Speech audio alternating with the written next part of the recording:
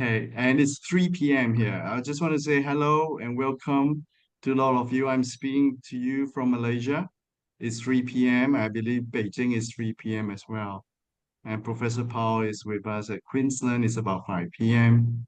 I'm not too sure what time it is in Pakistan right now. Dr. Hassan, what time is it now, Pakistan? It's noon here. It's noon here. It's snow. Yeah. Okay, so without further ado, I'd like to now start today's forum and also this afternoon session on this very important subject. It's called Promotion and Protection of Minority Rights and the United Nations Sustainable Development Goals. I believe we have got three sort of topics that we want to deal with. We may not cover everything, but this is what it is that we like to address. The protection of minority rights in the context of UN Sustainable Development Goals, and the promotion and protection of human rights in the context of great power competition, and also the promotion and protection of minority rights in the era of artificial intelligence. So that is what we are set up to work on. So I do not want to take away too much time. And let's begin with the welcoming addresses by first inviting Mr. Ko Kinki, the president of East-West Bridge, to have his welcoming remarks. Kinki, the floor is yours. Okay, thank you, Peter. Can you hear me? Yes, we can hear Okay. you. Distinguished speakers, friends, ladies and gentlemen, good afternoon to everyone. On behalf of the organizers, I would like to extend a very warm welcome to all of you to this forum. We are honored to have a panel of distinguished speakers to deliberate on the promotion and protection of minority rights and how it will contribute to UN's Sustainable Development Goals. As stated in the UN Declaration of Human Rights, all human beings are entitled to the full enjoyment of human rights, irrespective of the ethnicity and religion, whether they are a majority or minority in the community. The UN Sustainable Development Goals, which encompass a holistic approach to development in addressing poverty, health, education, equality, and environment, envision a world where no one is left behind.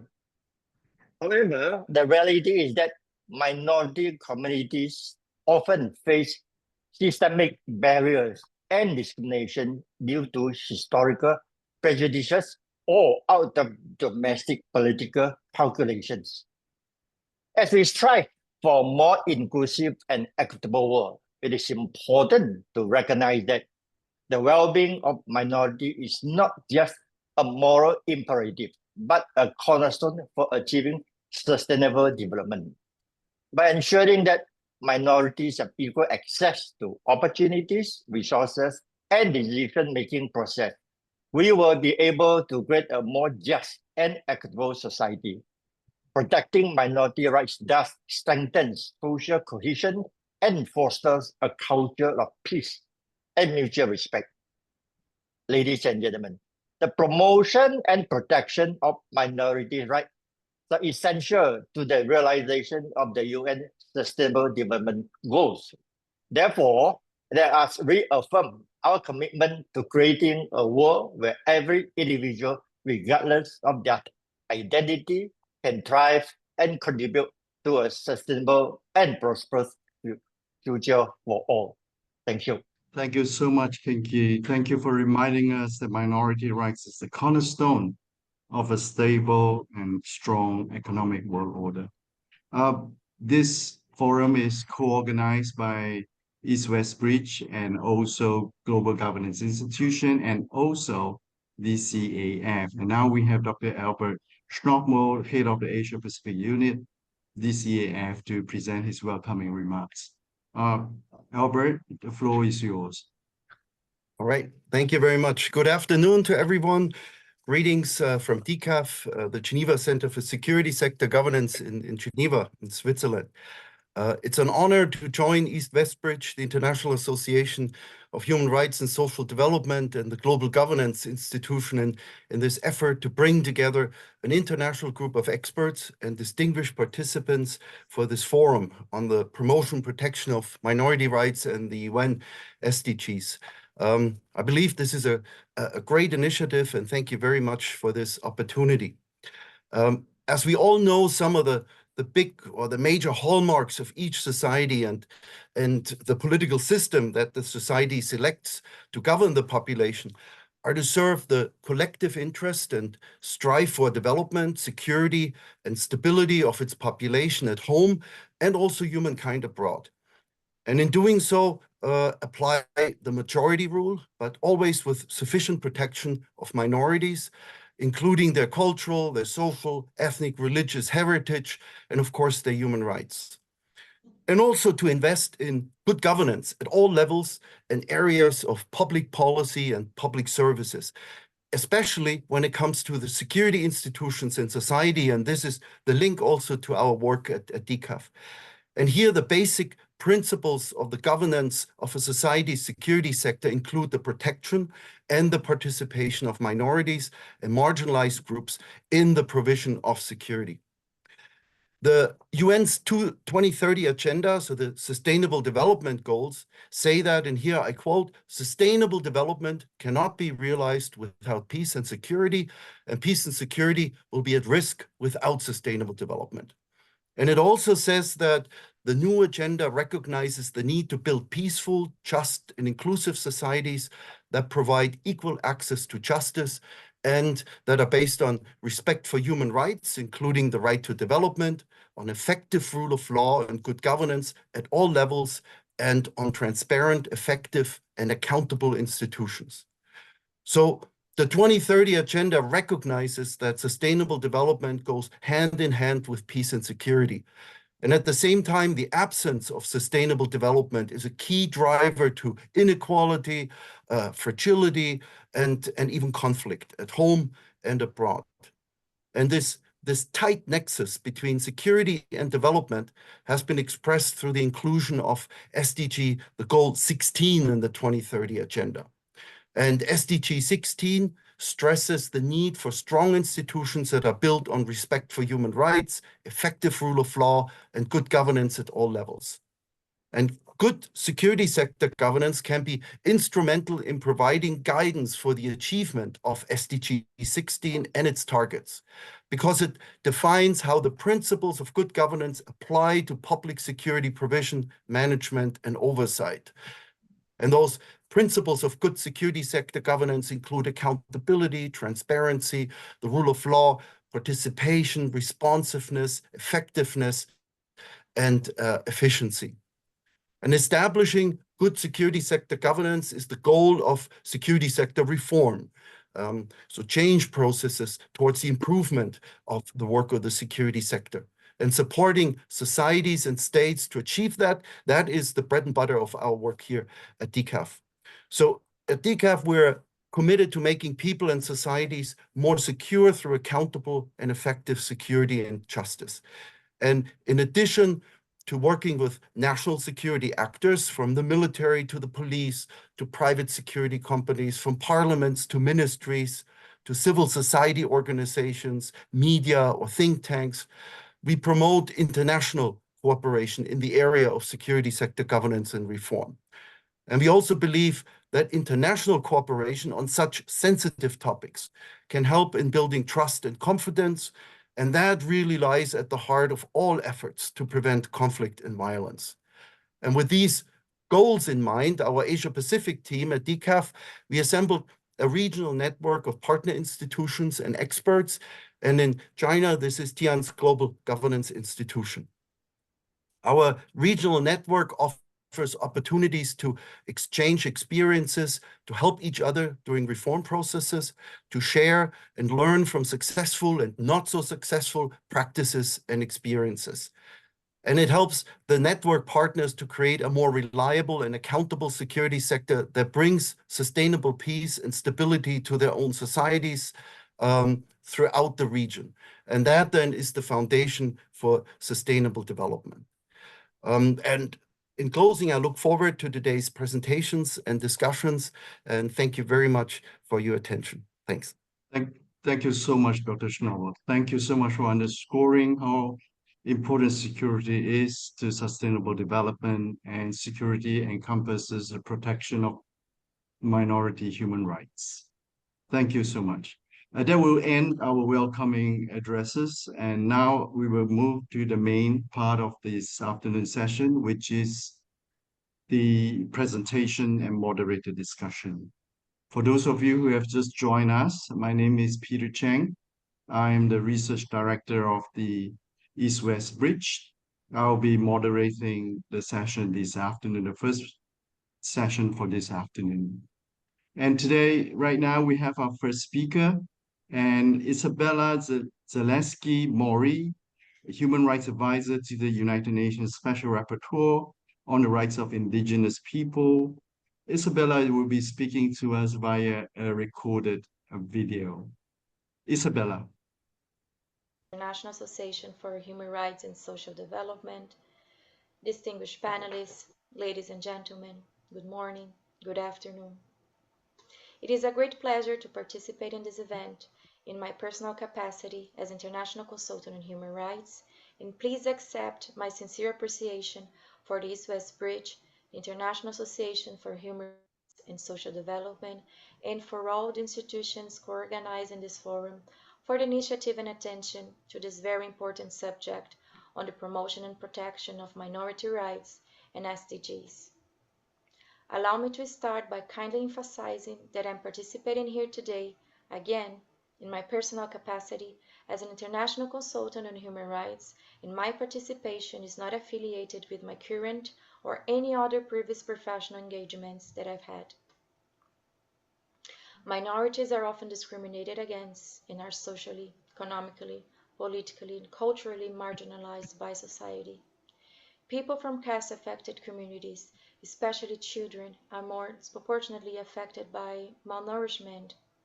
Untouchability practices leading to segregation and prohibitions against food sharing are central components in the type of discrimination that Dalits and other caste-affected groups, for instance, face every day.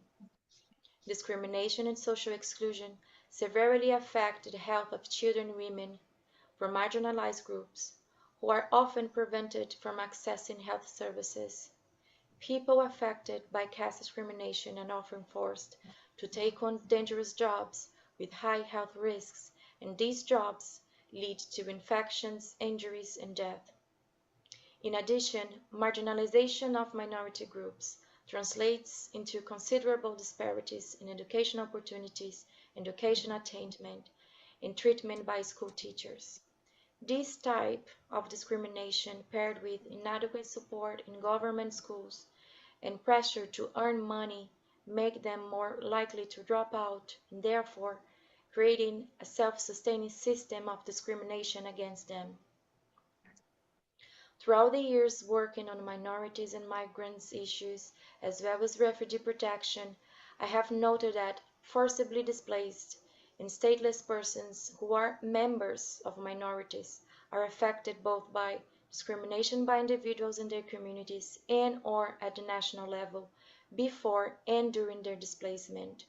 They are victims of severe human rights violations, conflict, ethnic and/or religious persecutions, and these multiple forms of discrimination affect some members of the community more than others, particularly women, children, persons with disabilities, older persons, and LGBTIQ+ persons. The climate emergency, for instance, creates a survival threat and displacement risk for all. But when structural discrimination is combined with global scarcities, minorities are least likely to benefit from any mitigation of its worst effects. Ladies and gentlemen, as we all know, in addition to the human rights principle that prohibit discrimination and assert the equality of all persons, minorities have specific rights under the international human rights framework and under some regional and national laws. These affirm their rights to participate, to be included, enjoy their own culture. practice their own religion, and use their own language. From my personal perspective, national laws and legislation currently in place are not mindful of the traditions, practices, and customary laws of minorities and indigenous peoples. Respect and cultural sensitivity must always be shown. And there is also a need to identify community self-management structures among minorities and invest in supporting their capacity to develop community action plans that address the protection issues and concerns within their communities. When interacting and collaborating with CSOs working with minority rights as well as with minorities representatives, I have concluded that religious leaders and faith-based actors across the world have been making joint efforts to promote interreligious dialogue and multi-faith actions. Yet, members of religious or belief minorities continue to face intolerance, negative stereotyping, stigmatization, discrimination, incitement to violence, and violence against persons based on religion or belief. Clear measures should be taken to address discrimination against religious or belief minorities, for example, in the job and housing markets, within criminal justice systems, and in national security responses. States should effectively counter religious profiling, act rapidly on hate crimes, and protect religious or belief minorities, including their places of worship. Dear colleagues, another pressing issue touching all corners of the globe is the protection and promotion of human rights under the AI era. Although AI has the potential to be beneficial to humanity, we need limits, so we need regulation. It has been brought to the attention to the international community that face recognition software more commonly misidentified African descent and Asian minorities, leading to false arrests in some countries of the global north. Software use in the criminal justice system has predicted that African descent offenders would have higher recidivism rates than they did.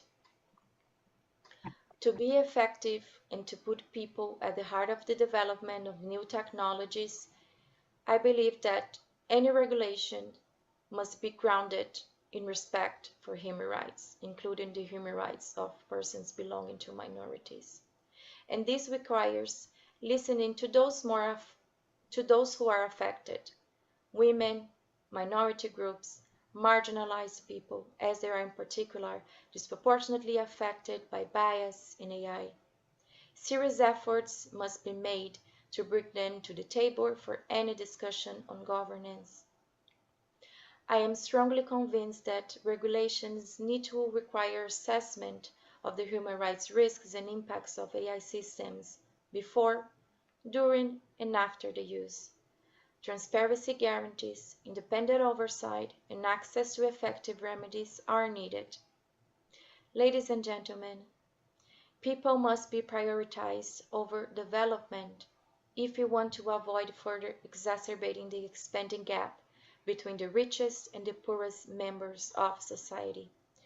And it remains clear that minorities, indigenous peoples, and especially women from these communities are rarely at the center of strategies and initiatives to achieve the SDGs. There is little or no attention in SDGs measures and indicators to how minorities are treated or impacted in social and economic development terms. When it comes to empowering and promoting the social, economic, and political inclusion of all, the collection of data on grounds such as ethnicity, religion, or language are essential to measure the inclusion of marginalized and vulnerable groups such as African descent, Dalits, Roma, etc. Not acknowledging or taking into account ethnicity, religion, or language as key makers of social and economic exclusion risks masking the intersecting forms of discrimination that combine to exacerbate the marginalization of minority and indigenous women and the inequality they face, in terms of benefiting from social and economic development. I strongly believe that it's crucial to increase monitoring on inequalities in the achievement of the SDGs based on ethnicity, religion, or language, including by collaborating with development actors, international human rights organizations, and United Nations entities. Distinguished colleagues, I would like to conclude by saying that states' international treaty obligations commit them not simply to prohibiting discrimination in law, but to eliminating it. Taking positive, proactive measures to tackle the cultural and social drivers of discrimination are indispensable elements of these obligations. If states are to fulfill their obligations and honor their commitments to eliminating discrimination and ensuring equality of participation, their efforts should encompass and go beyond combating prejudice, stereotypes, and stigma. The focus should be not only on countering negative social forces, but on actively promoting equal, diverse, and inclusive society. I will now conclude my intervention. I thank you very much for your kind attention, and I wish you all very fruitful discussions. Thank you so much, Isabella. Thank you for presenting almost in a first-person voice the rights of minorities, in particular those of women and children and those with disability.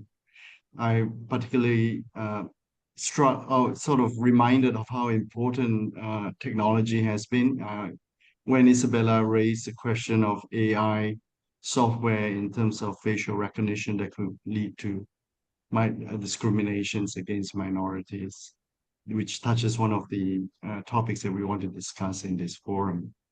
Thank you once again, Isabella. And now we'd like to move on to our next speaker, which we are very privileged to have, Professor Powell, speaking to us live from Queensland. Professor Powell, the floor is yours.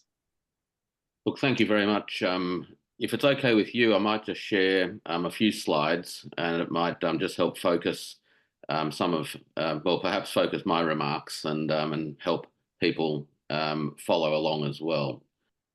You should be able to see on screen, hopefully, the cover page of my presentation. Look, first and foremost, though, let me thank the organisers of today's event to bring people from many parts of the world together to share their thoughts and to exchange knowledge and experience in the hope of contributing to achieving better outcomes in terms of the kinds of aspirations that I think, at least as matters of principle, underpin the agenda or the discourse of rights, and particularly the protection of minorities. I've called my talk today Rights in a Multipolar World with a question mark, with a subtitle, Beware the Golden Weasel, and I'll explain what that is as we progress through. And it's in large part because I've spent the best part of 50 years of my life experiencing, in many respects, certain dimensions or aspects of being a minority, and not only drawing on my own experiences, but also my research and observations about the successes or otherwise of the rights discourse to fulfill the ambitions that we have invested in them. So today's remarks really aim to, I guess, be a little bit provocative, with the aim of pushing us to think a little bit harder and a little bit more creatively around this space, because there isn't a doubt, and you'll see in my slide shortly, that despite the virtuous nature of the objectives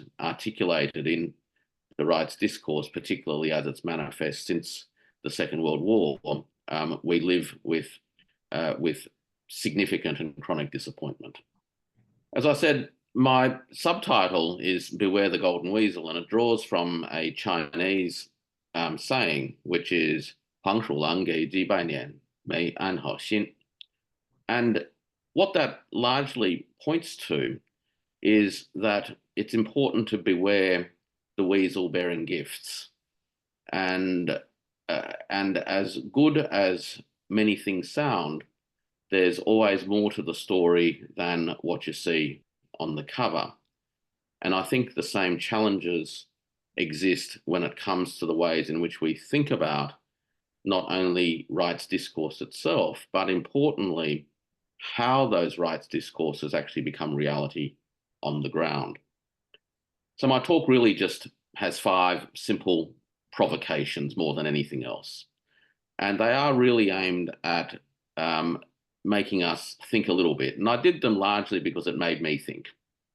So hopefully they will be received in the spirit of sharing and with the hope that they help push our collective imaginations further along this important piece of work. So provocation number 1 is that the notion of rights themselves are historical. And that gives rise to a number of challenges in the way that we approach these questions. It means that we need to be sensitive to the genealogy of what constitutes these rights and how we understand them to be, and the contexts that actually gave rise to them and that continue to give them life. Invariably, it means that we can't avoid the issues of the institutions and the political lenses through which rights discourse works their way through the global body politic and ultimately into the body politic of member states. The third thing it does is that it constantly forces us to think about the relationship between what we might have a sense of being the transcendental, the universal, and the particular. Now, from a transcendental point of view, I think it's probably fair to say that there is a general sense that the purpose of rights discourse is to contribute towards initiatives that will alleviate suffering and contribute to empowering people, whoever they are, whatever they are, wherever they are, to have the ability to lead fulfilling lives.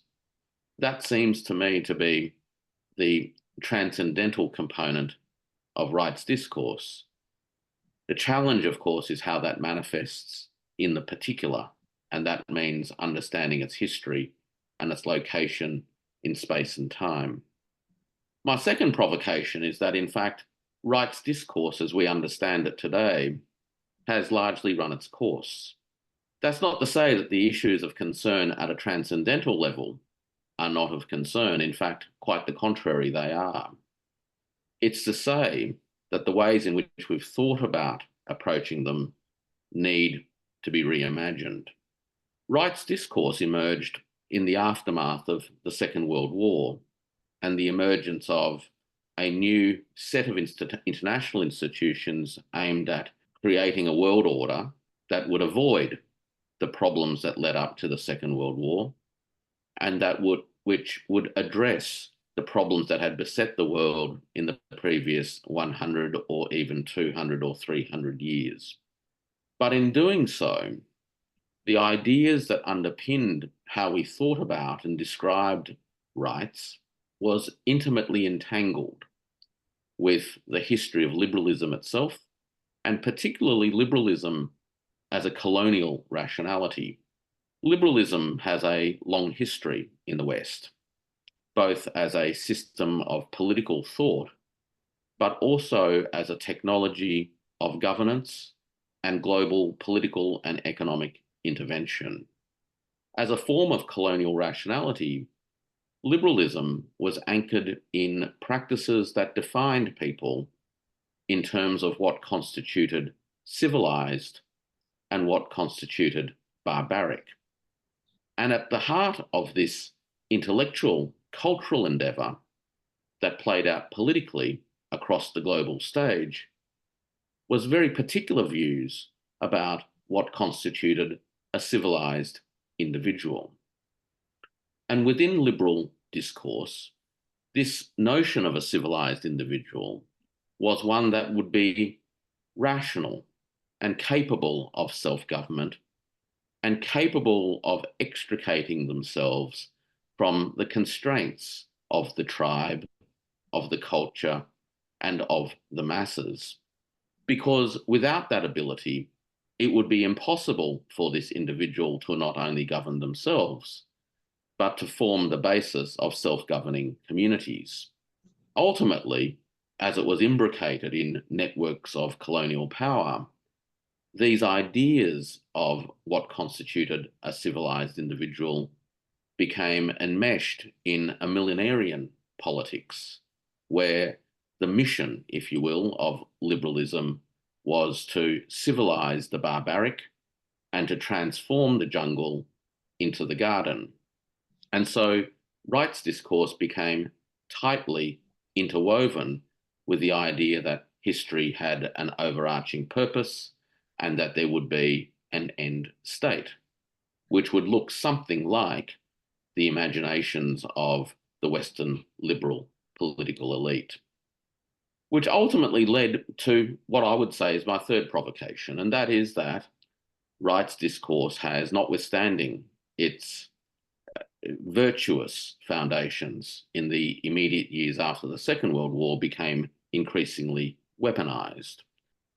Between 1990 and 2019, a 30-year period that I think we could broadly call the 30 years of Pax Americana or the 30 years of American unipolarity, the United States actually initiated 3.7 military interventions per year on average. And those interventions were more intensive quantitatively and qualitatively compared to the period in between 1946 and 1989. In that period, the United States initiated 2.4 interventions per year on average. That was the quantitative side. Qualitatively, these interventions in the unipolar period were increasingly undertaken in the name of the protection or the advancement of some form of liberal rights, whether it was a notion of freedom, a notion of democracy, and a notion of liberty. So rights discourse became entangled not only from a history of the colonial enterprise, but in fact in a post-colonial context became ensnared in an American militarization and weaponization. So that's provocation number 3. Unsurprisingly, in that practical context, as opposed to the great context of human aspiration and ambition, the effect has been to elide the real problems of rights, the real problems of economic and social empowerment and cultural discrimination and racial discrimination, whereby the champions of the rights themselves were able to carry on as the great abusers. And they became, in many regards, a testament to the efficacy of power over the efficacy of virtuous ideas. And as the great abusers, we can see that in practical terms, as much as they would militarily intervene in other countries in the name of rights, they were themselves the worst when it came to protecting and advancing the rights of minorities in their own countries, as well as in the countries in which they intervened. The end result, sadly, was the undermining of the genuine pursuit of the improvement of the human condition. Now, this image is actually a contemporary image of Black Americans who are being frog-marched to continue working in the fields as effectively slave labor. That, by the way, is the accusation that's usually leveled by the Americans at other countries. And let me show you some images just to bring the point home. I won't talk too much to the specific images, but I want you just to soak them in, to get a sense of the gap between aspiration and reality. And of course, we see here the situation in Palestine today, We also see here the plight of Australian Aborigines in the top right, where alcoholism and drug abuse continues to deny these people the same living and lifestyle opportunities that others in the society experience. We have here the tangible consequences of the failure of rights discourse in Australia, in the top right again, as well as in the tragedy of Palestine as it is today. But aside from war, we also have the incarceration of migrants in the top right-hand side, and we have homelessness in the streets of the UK and in the US and in Canada. And the homeless, of course, are outnumbered disproportionately by minorities, American Indians, and the traditional owners, the First Nations peoples of Canada. So we can see here the in-your-face consequences of the ineffectiveness, if you will, of rights discourse. Which brings me to my last provocation. And my last provocation, in some ways, is the most provocative. And that is that rights discourse has now become a tool of hegemony. Over the course of the last 70 years, a plethora of organisations have emerged, ostensibly funded with a mission of carrying out and implementing the ambitions of the rights discourse as we, as human civilizations across the world, articulated over 70 years ago. And yet, in practical terms again, many of these organs, these apparatuses, these bodies, have become the funded extensions of American foreign policy, wherein over the course of the last 20 years or so, in parallel to the explicit military interventions that I noted earlier, these agencies have been intimately involved in the organisation and the provocation of colour revolutions across the world. Unfortunately, the ambitions that I think we all share for the protection and advancement of rights have somewhere between the day when human civilizations came together and agreed to them as our objectives has become detached from how they are implemented and realised in reality.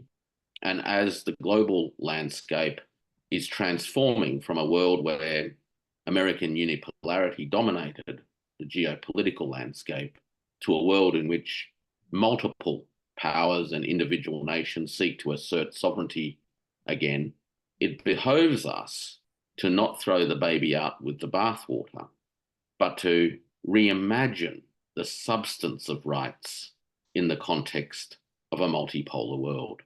And on that note, I end my presentation today. Thank you very much.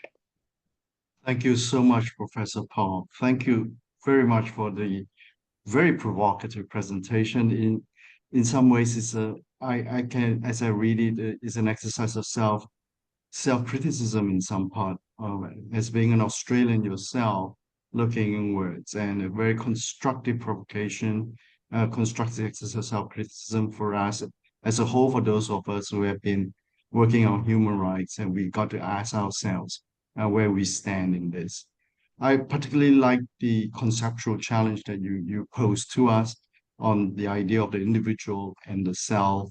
As you would know, our former Prime Minister and former Prime Minister of Singapore, Lee Kuan Yew and Mahathir, has been talking about Asian values as another way of understanding human rights.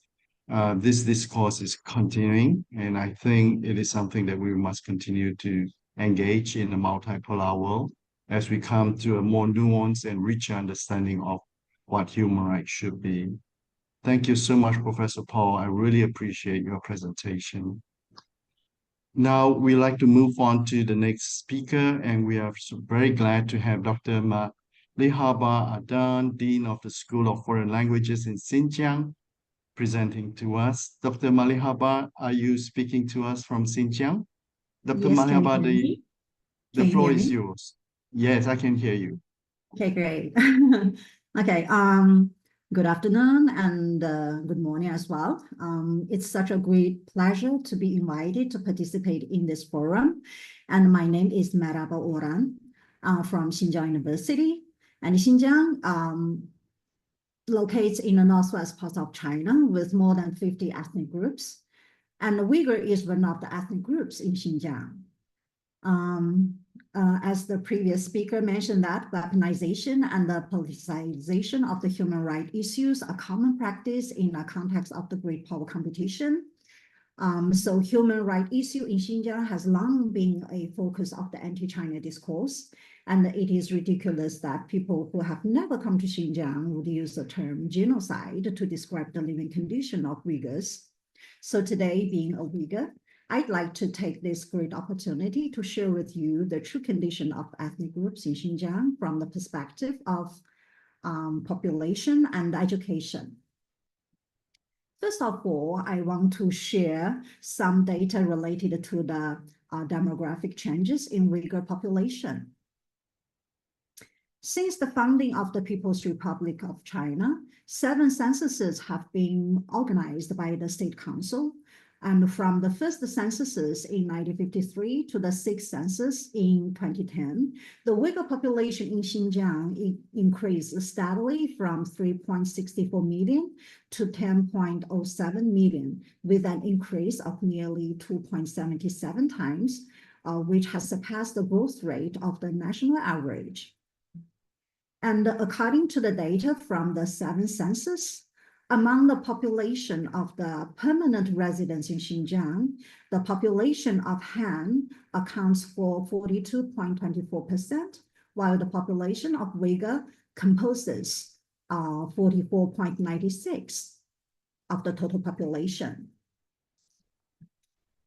And between the 6th census and the 7th census, that is to say, from the year of 2011 to 2020, the total population of Xinjiang and the population of Uyghur have experienced respective increases of 18.5% and 16.2% compared to the statistics from the 6th census.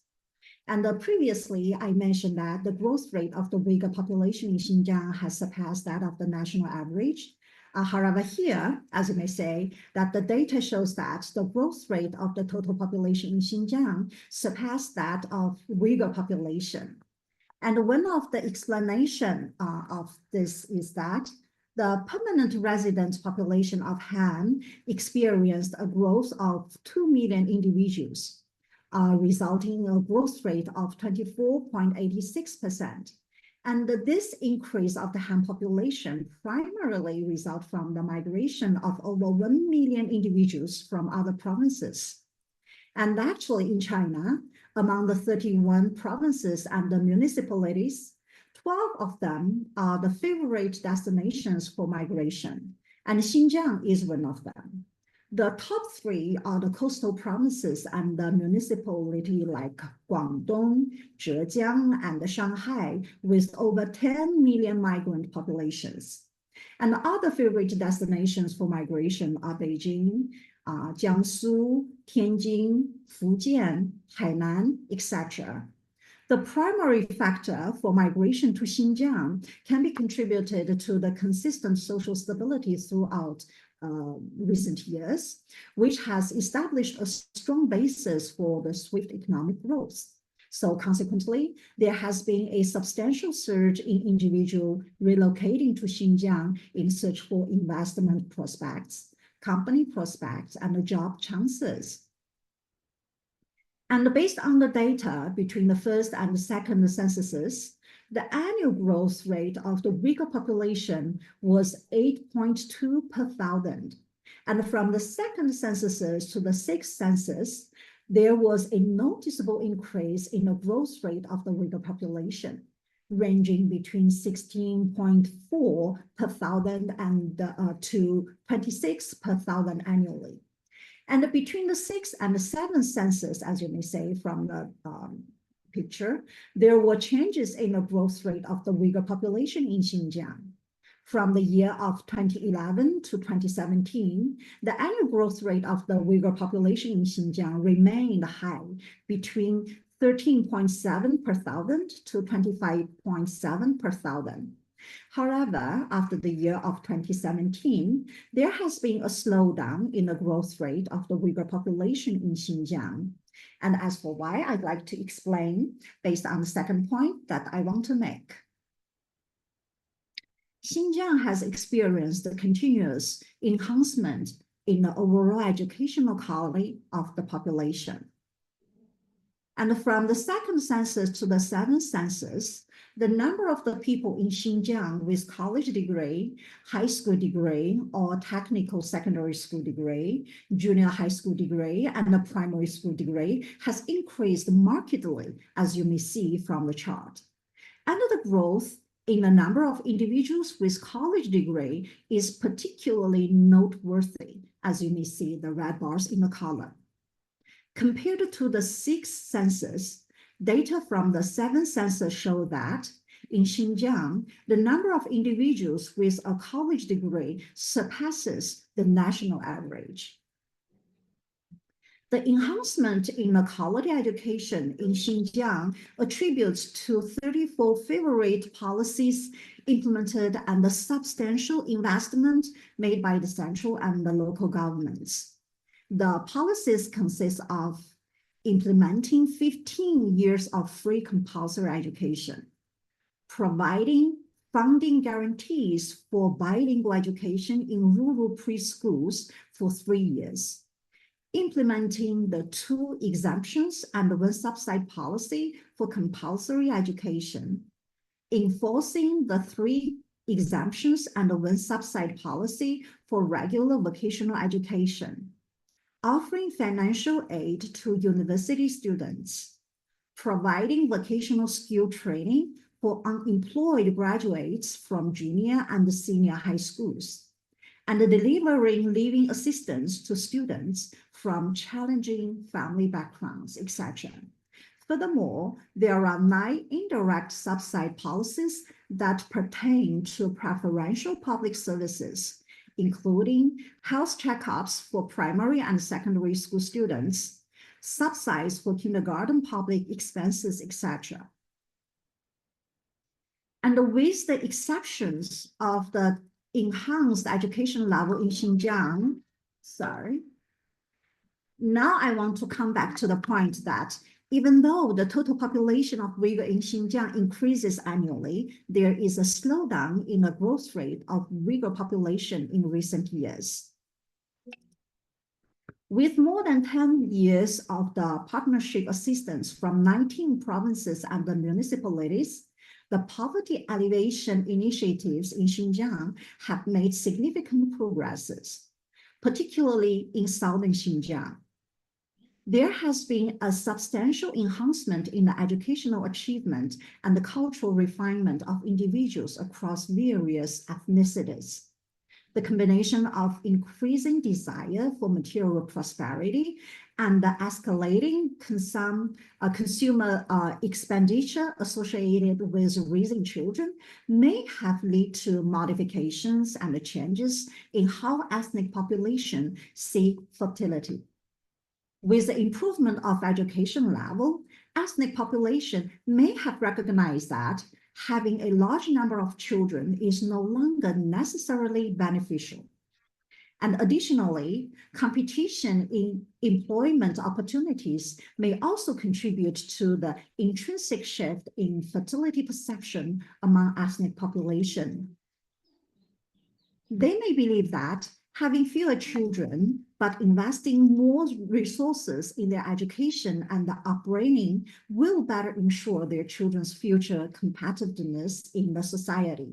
So to sum up, when looking at global population trend, as economic and social development advances, people tend to prioritize personal fulfillment and quality of life more, resulting in decreased fertility rate and the natural population growth rates. So what I want to say is that this transition that the Uyghur population is experiencing show more than just a change in population size. It may also indicate an overall enhancement of human quality and the changing conception. So that is all, and thank you. And this year is the 100th anniversary of Xinjiang University. I sincerely welcome you to come to Xinjiang University to have a look on the condition of the education of ethnic people in Xinjiang. Okay, thank you. Thank you so much, Dr. Miley Haba. I really appreciate your presentation. As you know, for those of us who are outside of China, Xinjiang is in the news all the time. But Yes. the sources of information and reports that we get tend to be from outside of China about Xinjiang. It's really nice to be able to hear directly from you, from Xinjiang University itself, giving us your own first-hand account, reporting of what's happening on the ground. And as much as you welcome us to visit Xinjiang, I think it's great if you could come to Kuala Lumpur and to report to us what exactly happening in Xinjiang, because we do want to have a fuller picture of what's happening in Xinjiang, and we tend not to get the full picture. And your presentations like this will help. Thank you again, Dr. Miley Haba. And now, without further ado, and last but not least, I'd like to invite our last speaker for this afternoon's session. Mahmoud has just briefly left the table. Dr. Mahmoud Ali is my colleague at the East-West Bridge. We are very comfortably situated in Kuala Lumpur. And I'm very pleased that Dr. Mahmoud Ali is able to join us for this afternoon discussion. Mahmoud, all set, the floor is yours. Thank you, Peter, my colleague, friend, and moderator, friend, philosopher, guide, and East-West Bridge for inviting me to this forum, truly illuminating the presentations we have had so far. I am really gobsmacked. Great stuff. Thank you very much. Well, I look at Xinjiang, many foreigners still call it Tibet, as a case study of US lawfare or gray zone operations against China using ethnic minority leverages. Xinjiang hit the headlines just last month when President Biden signed the Promoting a Resolution to the Tibet-China Dispute Act, intervening in China's internal affairs. Biden called on Beijing, quote, to resume direct dialogue without preconditions with the Dalai Lama or his representatives to seek a settlement that resolves differences and leads to a negotiated agreement on Tibet, unquote. Representative Mike McCall, who led the enactment process in Congress, headed a congressional delegation visiting the Dalai Lama in India and pledged, quote, we will not let that happen, unquote, about Beijing selecting the Dalai Lama's successor as though America exercised jurisdiction over Xinjiang. This was the culmination of a long US covert campaign to influence events in Xinjiang, while acknowledging Chinese suzerainty, but not sovereignty there. In this campaign, first launched in 1942 by Colonel William Donovan of the OSS, and later refined by the CIA, with support from India's intelligence bureau, thousands of Xinjiang's Champa, Amdoa, and Golok guerrillas fought Chinese troops for nearly 2 decades until Richard Nixon ended US involvement in 1972. The CIA campaign's high point came in early 1959, and I'll explain why this is important. When a large, well-equipped guerrilla force tried to take the Dalai Lama into protective custody, triggering fierce Chinese resistance, the Dalai Lama with his family and CIA armed escort fled to India, promptly receiving asylum there. Chinese forces crushed the guerrillas, and the DCI, Alan Dulles, reported daily to Eisenhower in painful detail of defeat and loss. I'll give some details now from CIA records. 26th March 1959, quote, beginning on March 10 at Lhasa, there had occurred a series of events which led to the flight from Lhasa of the Dalai Lama, whom the Chinese communists were about to kidnap and carry off to Peiping. When the people of Lhasa became aware of this plan, thousands of Tibetans flocked to the city and took the Dalai Lama into protective custody. Disorders followed in Lhasa. A Chinese strongpoint was captured. The Dalai Lama supported the rebel activity. Peiping at first tried a policy of leniency, but subsequently was obliged to take strong measures. The rebels had abandoned Lhasa on March 24th, unquote. 1st April 1959. Dalai Lama, quote, is probably headed toward the large lamasery of Tawang, which is located in Indian-controlled territory in Assam, claimed by both India and Communist China.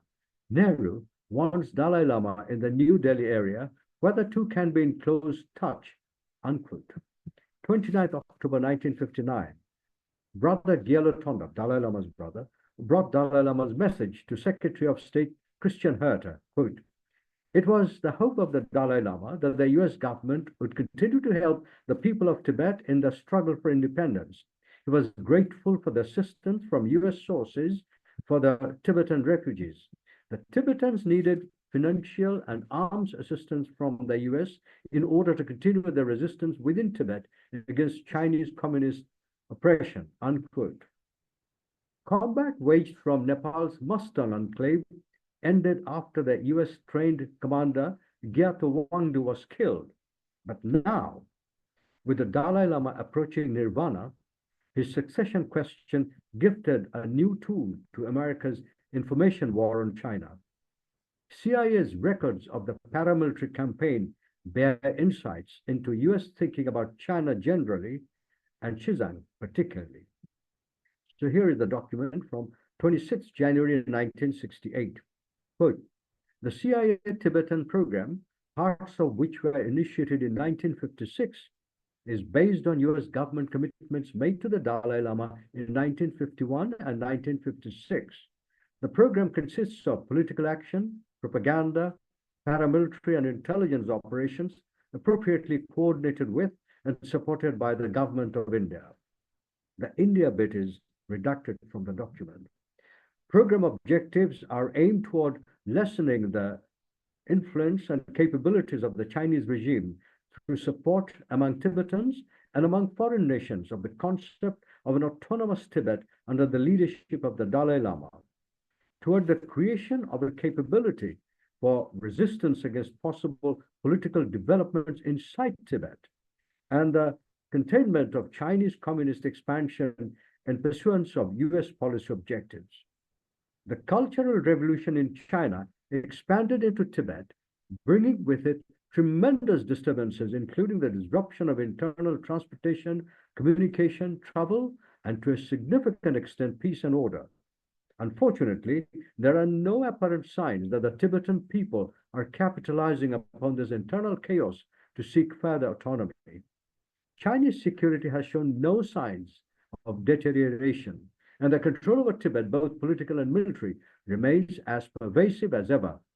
Tibetan leadership has been purged, leaving the Chinese in direct control of the local administration, and a large number of underground assets have been uncovered and neutralized, unquote. So what happened next? Quote, at present, there are no radio teams remaining inside Tibet. Radio teams continue to function, unquote, south of Tibet. Quote, although much of their information comes from the debriefing of traders and refugees. The next bit is important. Singleton resident agent operations in Tibet, regarded as being the long-range replacement of the black radio teams, have not progressed as planned due to continued tightening of Chinese security in border areas. Intelligence reporting from all sources deals primarily with military, political, and construction activities along the Tibetan border with India, that is. The Tibetan paramilitary unit, a remnant of the 1959 resistance force, is dispersed in 15 camps, unquote, in northern India and Nepal, quote. The Tibetan leadership views this force as the paramilitary arm of the government in exile. Because of the diplomatic sensitivity occasioned by the presence of the Tibetan force in India, it's been enjoined from offensive action which might invite Chinese retaliation. Joint efforts to disperse the force to other uninhabited areas of India have not been successful because of Chinese reaction or of difficulties in resupply, unquote. Joint Indo-US teams, quote, responsible for radio contact with and operational direction of the radio teams, the paramilitary force, and the support mechanism, unquote, in India, quote, continue to serve their intended purpose with a minimum of problems. Bilateral CIA Tibetan intelligence collection operations into Tibet have increased significantly, both in number and value, during the past few years. Activities designed to develop a dynamic political program to weld the refugee communities into a cohesive whole under the leadership of the Dalai Lama and his brother Gyalo Tondop continue. These include the Geneva, New York, and New Delhi Tibet houses, unquote. These Tibet houses coordinated non-combat diplomatic operations, mostly overseas. Quote, the covert training program conducted in the United States, under which some 250 Tibetans were trained, ended in November 1964. 20 selected Tibetan junior officers studied at Cornell University over a 3-year period. This program was concluded in July 1967. CIA is considering a continuation of this program on a limited scale. The Tibetan Organizational Party, the Chokha Sam, in parentheses, the defense of religion by the 3 regions, Kham, Amdo, and Uchang, established in India in April 1964 by Gyalo Tondop, now has an active press and publications arm. The Tibetans are making an effort to mold it into an effective organization aimed at developing a political consciousness and a political program with which to challenge the communist efforts inside Tibet. Planned programs. During 1967, I'm coming to the end now, the Dalai Lama began what is hoped will be a long-range program on projecting himself and Tibetan affairs on an international basis, unquote, via visits to Japan, Thailand, Ceylon, Burma, Cambodia, and several European countries. Quote, Gyalo Tondop, acting for the Tibetan Partnership in our liaison with the Indians, has proposed the establishment of a Tibetan Operations Center to represent Tibetan interests in India. This Tibetan Center would conceivably provide greater efficiency in the Tibetan handling of existing operations and in the relegation of operational tasks to Tibetan assets. Basic covert program to be implemented includes deployment of landline wiretap teams to selected priority targets within Tibet, activation of special refugee debriefing teams, a census of some 70,000 Tibetan refugees spread throughout India and its neighboring countries, which may look at additional operational assets, and the resupply of arms and ammunition to the Mustang Force, unquote. That is the operation Nixon ended for his clandestine opening to China initiative. Washington now seems to have revived the political elements of this used and successful, or pretty successful template from the 1950s, 60s, and early 70s. Thank you for your attention. Thank you, Dr. Mahmood. Thank you for giving us a historical overview of the Tibetan struggle for self-identity and rights. This clearly falls into the category of how minority rights are caught in the great power competition. Thank you for giving us that overview, Mahmood. Now we will proceed to the closing part of our this afternoon session. We have got 2 commentators who will be commenting on the presentation today. I'm not too sure whether we have time. I think we do have time, but if the commentators, feel free to pose any questions to the presenters if you have any. I ideally would like to have some kind of a conversation, but because of time constraint, we may not have it. So anyway, let's get it going with the commentators. Let's start with Dr. Rohit Karki. Dr. Rohit, the floor is yours. I will try to be very brief in my comments. I mean, looking into all 4 presenters, I mean, it's quite difficult to comment on each and every kind of aspect. But basically, as the first commentator spoke, I mean, Isabella, she highlighted the crucial aspect, and it is very important in the Asia Pacific region that minority groups they face significant challenges due to inadequate national legislation and also protections. And we know, despite the region's cultural and ethnic diversity, many minorities, including indigenous people, ethnics, and the religious groups, the group faces or they encounter systemic discrimination and marginalization. And we have seen that it had occurred due to the lack of comprehensive legal framework and also a lack of effective enforcement mechanism, which has kind of sort of increased these issues, which requires the urgent need for the legislative reforms and also the stronger international cooperation to ensure the protection and the empowerment of minority communities across the Asia-Pacific region. In our own work in DCAF, we believe that the security sector governance and the reform activities may include the review of existing security-related legislations and the policies that ensures the laws are not discriminatory, but also at the same time, the activity that include the training of the security providers on inclusivity and non-discrimination. Moving to the second speaker, just briefly on the Professor Powell, he highlighted the issue of multipolar world, where power and influence are distributed among multiple nations. And we have seen in the context of Asia-Pacific region, it presents a very complex kind of landscape. Because if you look into the region's diverse political systems and also the varying level of economic development, it influenced the implementation and also the protection of the human rights issues. And we know as there are rising powers in the region which try to assert their influence, there is going to be tension between the national sovereignty and also how the international human rights standards are being implemented. And on Dr. Malihava presentation, I mean, it was very important to hear the insight from the Xinjiang province and also the data, some of the data that she has provided. So it would be very important, as she has said, if we go into the region and try to validate some of those data, it provides us very further insights. I mean, evidence-based insight what's actually happening inside the Xinjiang. And lastly, on the Muhammad Ali, Professor Muhammad Ali comment, I don't want to go into the detailed comments, but what we have seen, the dynamics of the major power competition and also the minority issue have posed significant challenges for the host countries. For example, as highlighted by Professor Mahmoud, the issue of Tibet has an implication for host countries, like if you look into the context of India and also Nepal.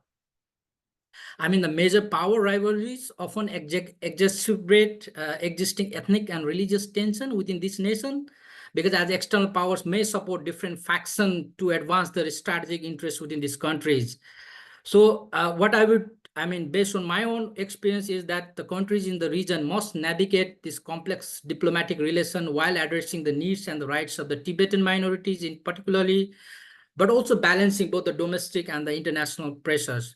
So just to conclude, I mean, listening to all the four speakers, it was quite an insightful insight to understand the challenges faced by the minority communities, both in terms of the challenges, the domestic legislation, but also how the major power rivalries could further undermines their rights and they don't end up becoming a pawns in the geopolitical struggle. So we have to be careful that their rights are duly protected. I would like to end there. Over to you, Professor Chang. Thank you so much, Dr. Roy. Thank you for such a succinct and clear and to the point comments. Now I'd like to pass on to Dr. Hassan Daud, and hopefully by the end of it, we have some time to get some response from some of the speakers. Dr. Hassan, the floor is yours. Thank you, Peter. I think Rohit has, explained us the entire rundown of the entire session. It was wonderful. It was a privilege to hear from these eminent speakers. So before I give my understanding of the whole account, I would ask few questions if you would allow, just two. One is from Professor Powell, and I think I believe the way that the world is turning and we see elections happening across the globe with more than 60% countries going into elections. Professor, do you think the agendas that have been put, especially in our part of the world, Pakistan, India, and some of the other countries, and what is happening in Bangladesh as we speak, I think, do you fear more the world becoming increasingly unequal, unjust, and violent based on these political discussions that is growing and the brewing conflicts that are emerging? Would you like to finish up all the three questions, and then I'll try to moderate them? My other question was from Malihaba, because I've been in Xinjiang, I've seen the progress happening there. So Malihaba, based on how the technology is transforming China and how is it helping China grow both in the trade and economic front, but also on the political front. And I also believe that trade and technologies are two factors which help address poverty related issue, but also create conflicts. So do you see that with technology growing, AI, robotics coming in the mainstream of Chinese way of work, do you see regions within China being discriminated by any means? Because perhaps that would be next on agenda because the Western agenda around in and around Xinjiang has been growing on issues, even on agriculture sector we see. So would you highlight these are my two questions. Is that all, Dr. Hassan, your questions? Thank you so much, Dr. Hassan. Professor Powell, would you like to respond to Dr. Hassan's question on the upcoming general elections?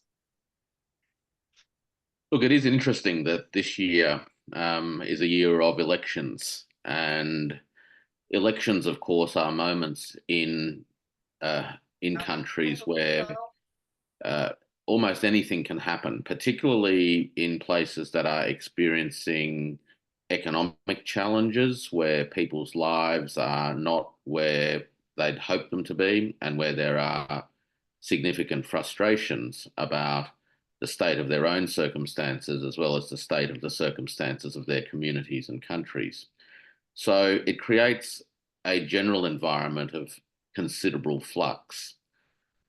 The other thing that's happening at the moment is not only do we have these episodes, we also have deep underlying structural transformations in terms of the global economy and how global value flow of trade, of investment, and of people is re-articulating, particularly in the post-COVID environment.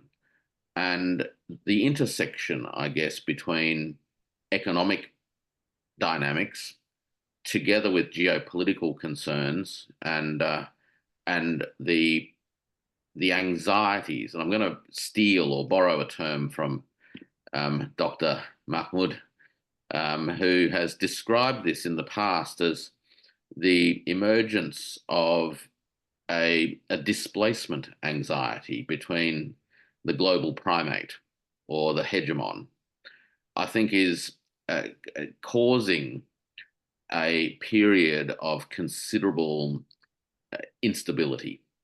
What happens out of this is hard to say.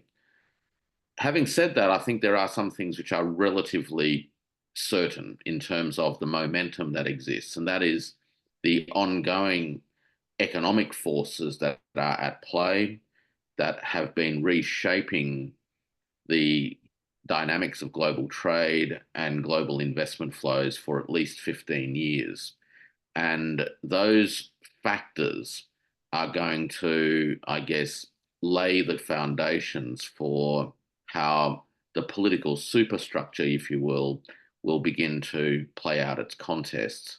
My greatest concern, as I think my presentation kind of suggested, is that the aspirations of countries to pursue their own economic and social development in a way that amplifies the sovereignty of their own nations and their own cultures is continually at risk at the moment, and has been for many decades, of being dragged into the politics of great powers, but more particularly the politics of a hegemon that is clinging to the world of the past.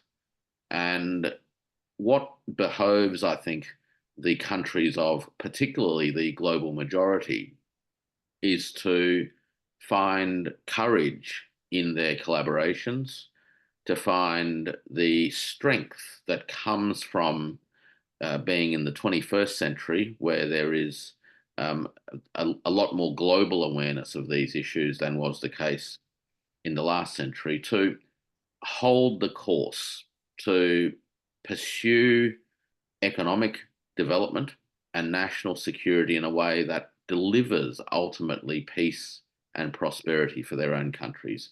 So, in short, we're going through a year of flux underpinned by economic dynamics, which I think are very, very locked into place.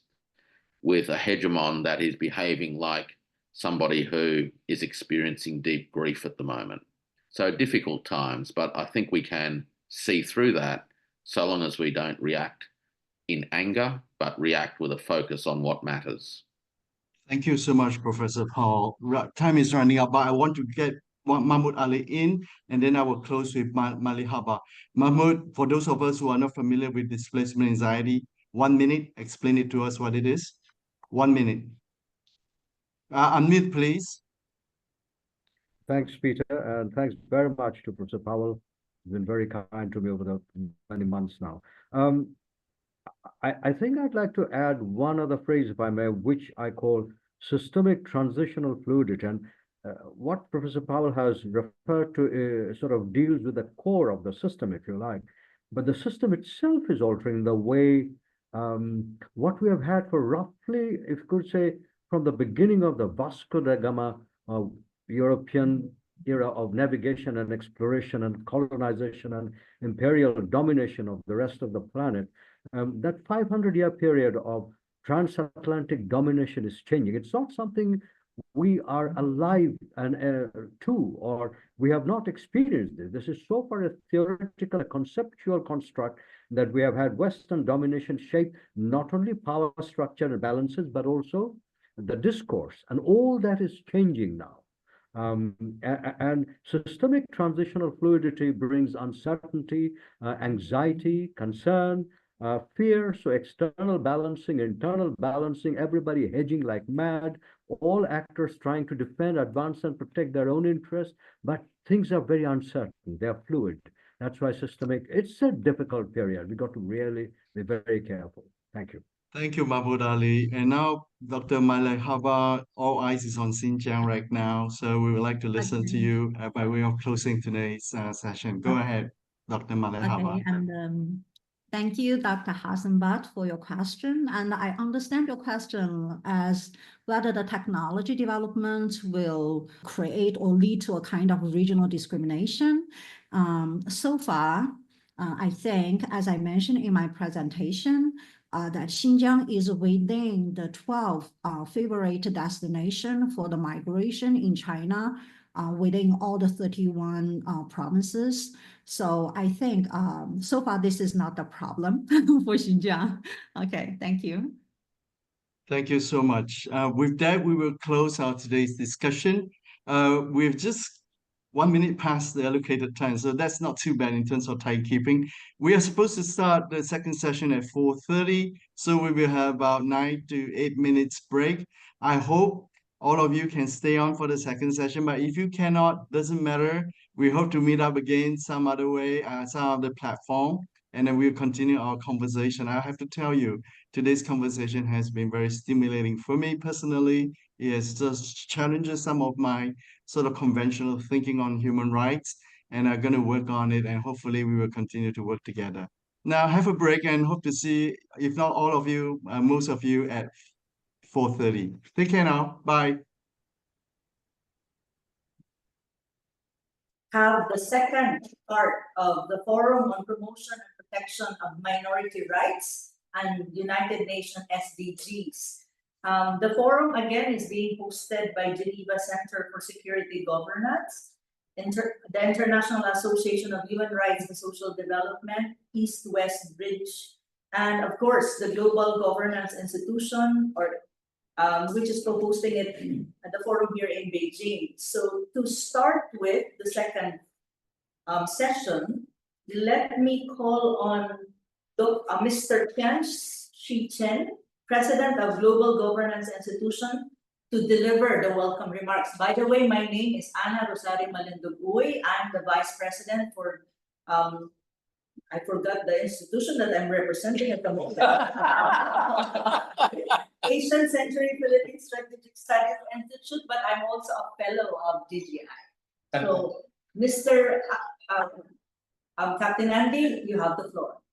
Thank you, Anna, for your introduction, and also on behalf of the Global Governance Institution, and also the host of the Beijing part of this forum, and also a very big in-person gathering of this forum. Let me first say welcome you to Beijing and welcome you to GDI. And thank you very much to come for a very long way to this forum. And let me first introduce you this place. We call it Center for Inclusive Coexistence of Civilizations. So this concept actually built to the exact opposites of Samuel Huntington's Clash of Civilizations. So that's the origin of the place of the name of this place. So that's why we invite speakers from different countries to exchange the civilizations dialogue. And of course, minority rights is one part of the civilizations. And different countries have different problems. As a welcome address, I just want to share with you.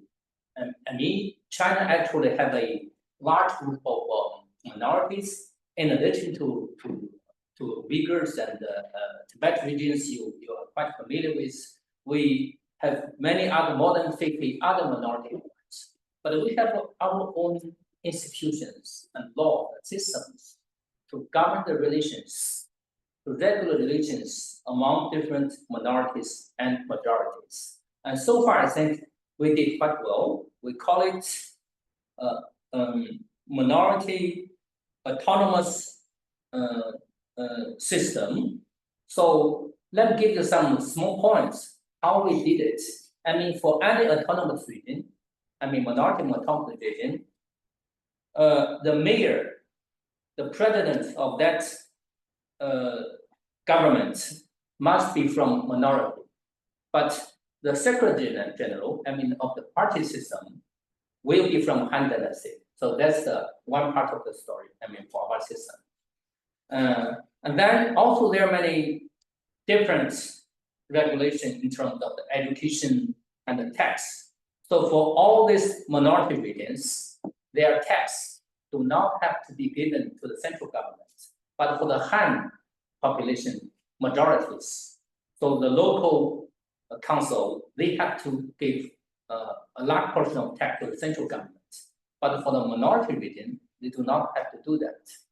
And also for the educational system, in particular for the college entrance examination. So for all the minorities, they are students, students from the minority region.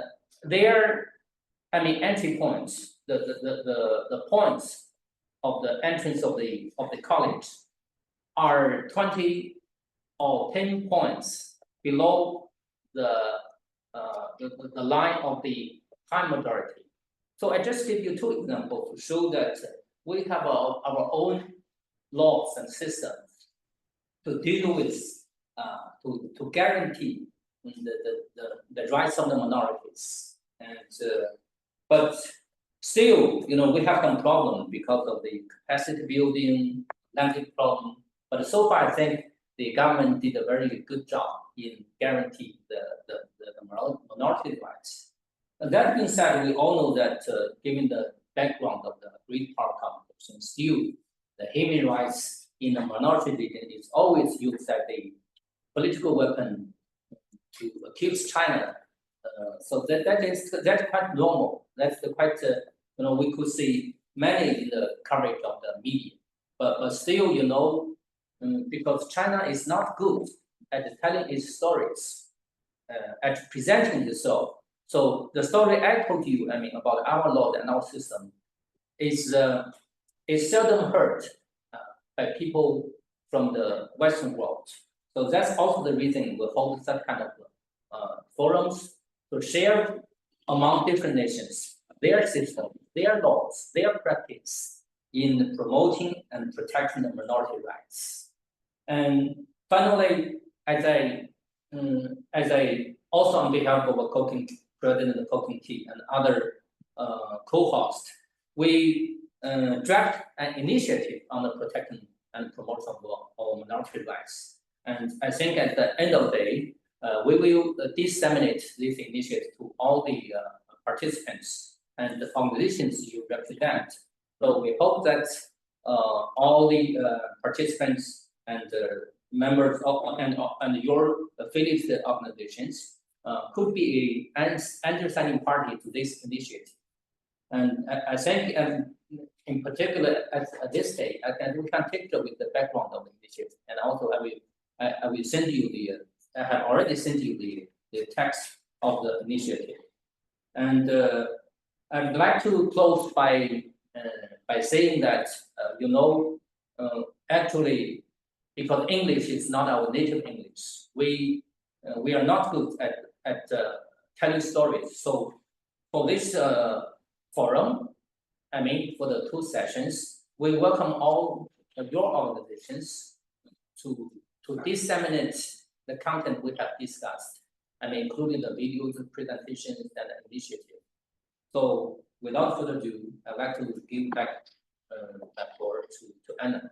Thank you so much, Captain Andy. And it was a very nice welcome remarks. Basically, it also gave us a background of the minority autonomous system in China, and telling everyone also that if you really look at China, I think the minority is very much protected and being given priority. So with that, I would like to inform everyone that we have 5 speakers and 2 commentators. Each speakers will have 10 minutes. I will not be that strict, but I think you know your limits. And also 5 minutes for our commentators. So to start with, let me call on Dr. Hassan Butt, Associate Professor of Baria University and former Chairman, Provincial Board of Investment. Dr. Butt, are you ready? Yeah, he is online, but I think he's there. Yes, you have the floor. Can you hear me? Yes. Yeah. Yes. Yeah. So I believe, I was part of the earlier session also, brilliant idea, especially around technology, around discrimination, around minorities. For me, I think the world is becoming increasingly unequal, unjust, and violent, with more conflicts coming up, even based on good political reasons. So what we've seen in Bangladesh, what we are seeing, and the brewing tensions between US and China, and how they are impacting the overall supply chain on. So from my standpoint, who works on technology and who works on investment attraction, especially in this part of the world, I think when I look at this year, especially where the world is going into elections, billions are voting, making perhaps this the largest election in the history. And the economic impact of that, and the slogans that are made, whether they are just, whether they are not just, I think is creating some more friction between have and have-nots. I see some of the political agendas being tailored around minorities and rights of minorities, and in few countries it is just the opposite.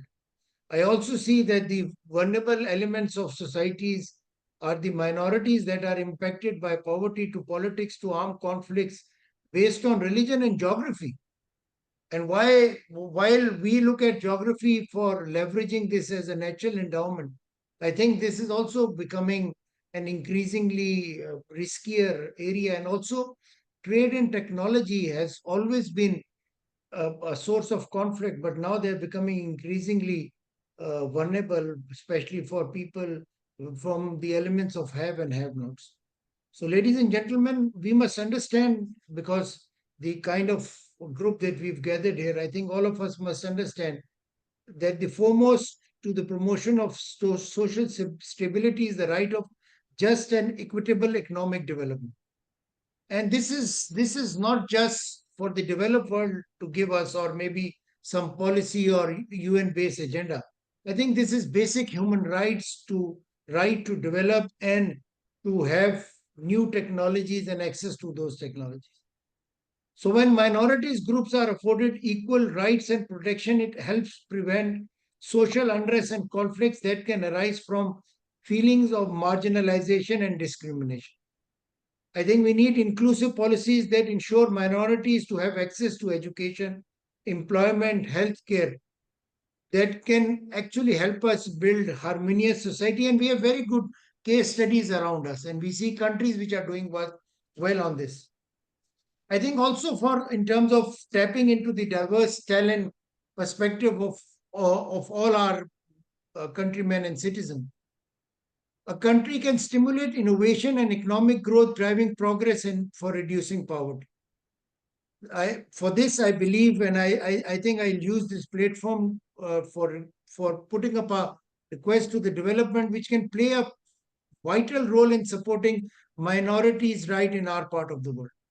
Through diplomatic pressure, development of aid and trade and agreements around these areas, and that can encourage governments to adopt and enforce policies that protect minorities groups. Because I would be carefully watching some of the political manifestos that are being put around there. And that would be, I think, my area of research for this year, because whether these high claims that the politicians make, would this create more divide or would this bring more harmonious societies? I also would like to see that in terms of the political discourse that we go into, what we see in the developing world is also sometimes disturbing for us. And this divide has to end. And I also believe that racism is influencing international policy making and, of course, perpetuating inequality. The handling of conflicts suggests that some lives are deemed less valuable than the others. And what we see in Gaza alone, I think, is the highest number of casualties that have happened in this short period, is perhaps what we look to. And within the conflicts, there are sections and portions which are marginalized. And I also believe that China's Belt and Road Initiative, the Global Cultural Initiative, which is bringing people together, understanding each other's limitations and sort of creating that SWOT analysis. I think it emphasizes the importance of cultural exchanges, transcending mutual learning, and of course, reducing clashes, and perhaps this notion around clash of civilization being addressed through regions and countries coming together. So therefore, ladies and gentlemen, I believe that when, as think tanks, as scholars, we work together, we should work and act perhaps swiftly with a human-centric approach and urge our politicians in all our respective countries and decision makers to embrace courageous, value-based decisions. This means considering not just their social class or corporate interests, but the global interests at stake. And I think what I've seen in Pakistan, division between have and have-nots because of climate change, because of the recent floods, I think these are the areas where we all, as team, as scholars, have to work together for the well-being of the minorities.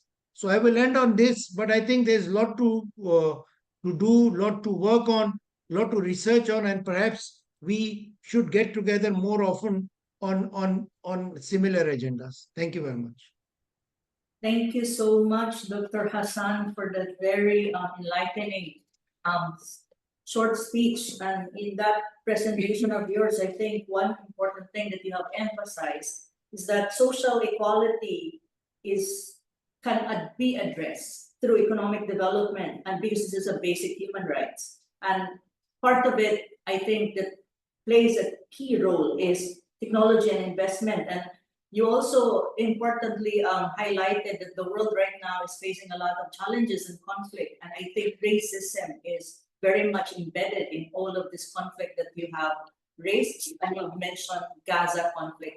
So thank you for that. And I hope that the next speaker also, let me call on the next speaker. Our next speaker is Dr. Harvey Carey Zoden, Deputy Chairman of HCD Earth Care Culture Association. Dr. Zoden, you have the floor. Thank you, Anna. Thanks very much. And Andy, thank you very much for organizing this and for the invitation. So in what seems like a coordinated attack to encircle China politically and economically, some Western nations, most especially mine, continue to attack China for alleged human rights violations in Xinjiang. Take as Exhibit A the U.S. 2021 Uyghur Forced Labor Act. My thesis is that these countries are trying to divert attention from their own human rights violations, and that they have absolutely no right to do so under the long-standing equitable doctrine of clean hands until they eliminate their own numerous deficiencies first. In Western common law jurisprudence, the concept of clean hands is more than 3 centuries old. It was first referenced in an English legal treatise in 1728 that states that he that hath committed iniquity, that's gross injustice or wickedness, shall not have equity. But this doctrine has an even more ancient lineage. Some scholars find the origin in ancient Chinese customary law. Other scholars trace its roots to the Roman law that predates the early 6th century Justinian Code, one part of which codifies earlier Roman law.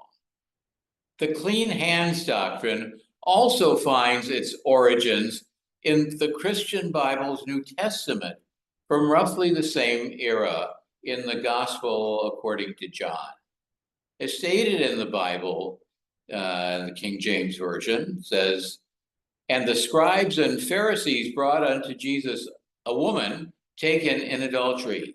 And when they had set her in the midst, they said unto Jesus, Master, this woman was taken in adultery, in the very act. Now Moses in the law commanded us that such people should be stoned to death. But what do you say?" And Jesus answered, "That he who is without sin, let them cast the first stone." This is precisely the doctrine of clean hands as we know it today. In fact, I find it to be a profound irony that some self-professed Christians, like the pseudo-expert Adrian Zenz of Germany, who only set foot in Xinjiang once as a tourist 2 decades ago, should falsely cast the first stone against China and the CPC. In doing so, he even violates the principles of my Jewish faith that we share in common with his Christian beliefs in the 10 Commandments, the 9th of which states, "Thou shalt not bear false witness against thy neighbor." The reason for America's unclean hands is that white supremacy and racial discrimination are in America's DNA, and they predate the country's founding. Much of the early US economy was based on slave labor, and later, after a brutal 4-year civil war, a kind of slavery continued to exist under a different name, Jim Crow, in which Black people were kept down by lynchings by the Ku Klux Klan. Similar discriminatory US laws, biases, and racial hatreds exist to this very day, a quarter century into the 21st century. Consider that to maintain this system is why Republicans today are aggressively trying to cancel as many Blacks from voting as possible. This is evidenced by the state of Georgia's Senate Bill 202, signed into law in 2021 by a white governor surrounded by all white men, behind whom was a picture of the Callaway plantation on which Black slaves lived and died for generations. The law is a blatant attempt to block minorities from voting, and we can call it Jim Crow 2.0. And it's an ironic coincidence that the trial of the police murdered Black man, George Floyd, was in progress the day that that law was signed. The verdict against the policeman was by no means a certainty, given that the laws almost invariably favor the police in the United States, and they discriminate against minorities. Actually, some of our indigenous peoples, Native Americans, also called American Indians, were enslaved too. Others of our first peoples suffered serial genocides, a legal term. As a Jew and a lawyer, I don't use lightly, as some others in the West have misused it recently. Many early white Americans were fueled by the belief in American exceptionalism and manifest destiny, that they were chosen by God for a special mission to tame the land and the so-called savages who lived on it since time immemorial. In the name of God, Americans conducted serial genocides against our original inhabitants in a series of vicious wars. While slaves were unfairly fighting with bows and arrows against guns and other armaments, they also were no match against the force of American law and so-called justice. As championed by the Donald Trump of his era, slave owner President Andrew Jackson, the Indian Removal Act of 1830 authorized the forced removal of numerous Indian tribes from their ancestral lands in the Southeast to what was designated as Indian Territory that was west of the Mississippi River. It's a kind of poetic justice that Jackson, who's been on the front of the ubiquitous $20 bill since 1928, is going to be replaced on it by a woman of color, former slave and pioneering civil rights leader Harriet Tubman, if Trump isn't reelected. The Indian Appropriations Act of 1851 established Indian reservations in the territory that would become Oklahoma, Nebraska, and Kansas. The federal government envisioned reservations as a method of keeping Native American tribes off desirable lands that white Americans coveted and wished to settle upon. Many Native American tribes resisted the reservation system, resulting in a series of more violent and bloody battles that led to the forced relocation of most Native Americans onto reservations. Propelled by American racism, it wasn't until 1924 that all Native Americans born in the US were recognized as citizens. For most, life on the reservation was and still remains, until today itself, challenging. Although Native Americans were allowed to form their own tribal councils and courts thus retaining a veneer of traditional governing structures, to this day, they continue to suffer disproportionately from poverty, from malnutrition, alcoholism, incarceration, and low living standards and rates of economic development. Native Americans and Blacks suffered disproportionately from the US COVID-19 debacle. Asian Americans, especially Chinese, have had painful parallel experiences. Escaping from the opening waves of the century of humiliation, Chinese immigrants, principally from South China, came mid-19th century to work the California gold rush and to build the transcontinental railway. This symbiotic relationship was short-lived. As a decade later, Asians were seen as a threat on multiple levels.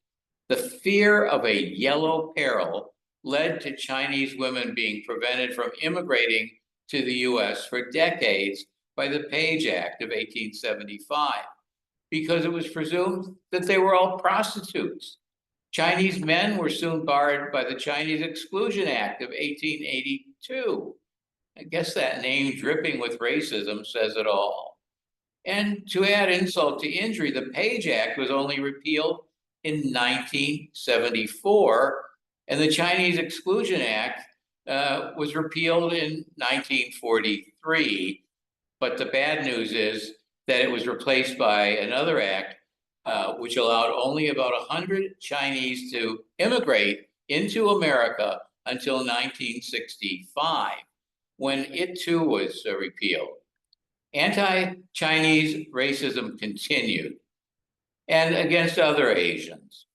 In February 1942, President Roosevelt issued Executive Order 9066, which led to the abrupt ordering and forced relocation of 120,000 Japanese Americans living on the U.S. West Coast to faraway military-run concentration camps. More than 2/3 of them were native-born American citizens. More recently, former and perhaps soon-to-be President Donald Trump scored cheap political shots as well as diverting attention from his gross incompetence of combating COVID, calling the disease the Kung flu, the Wuhan virus, the China virus, and so on. The result was a serious uptick in anti-Asian hate crimes, including murders. Why anti-Asian as opposed to anti-Chinese? Because Americans are so ignorant that most can't tell one Asian nation's face from another.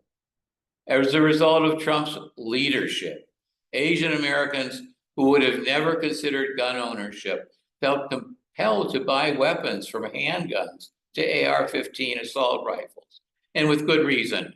There was nearly 150% increase in anti-Asian hate over the previous year, American hate crimes over 2019.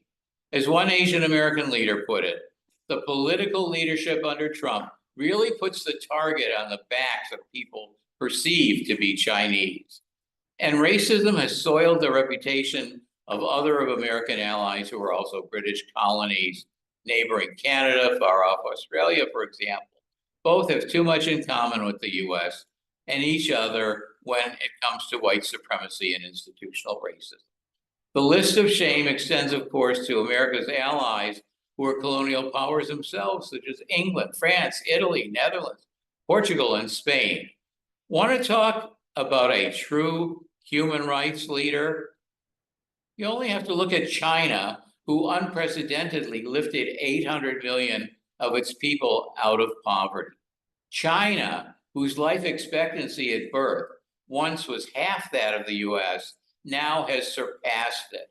And China, a backward country when I first came here in 1988, is now helping all of us globally as a leader in clean, renewable energy.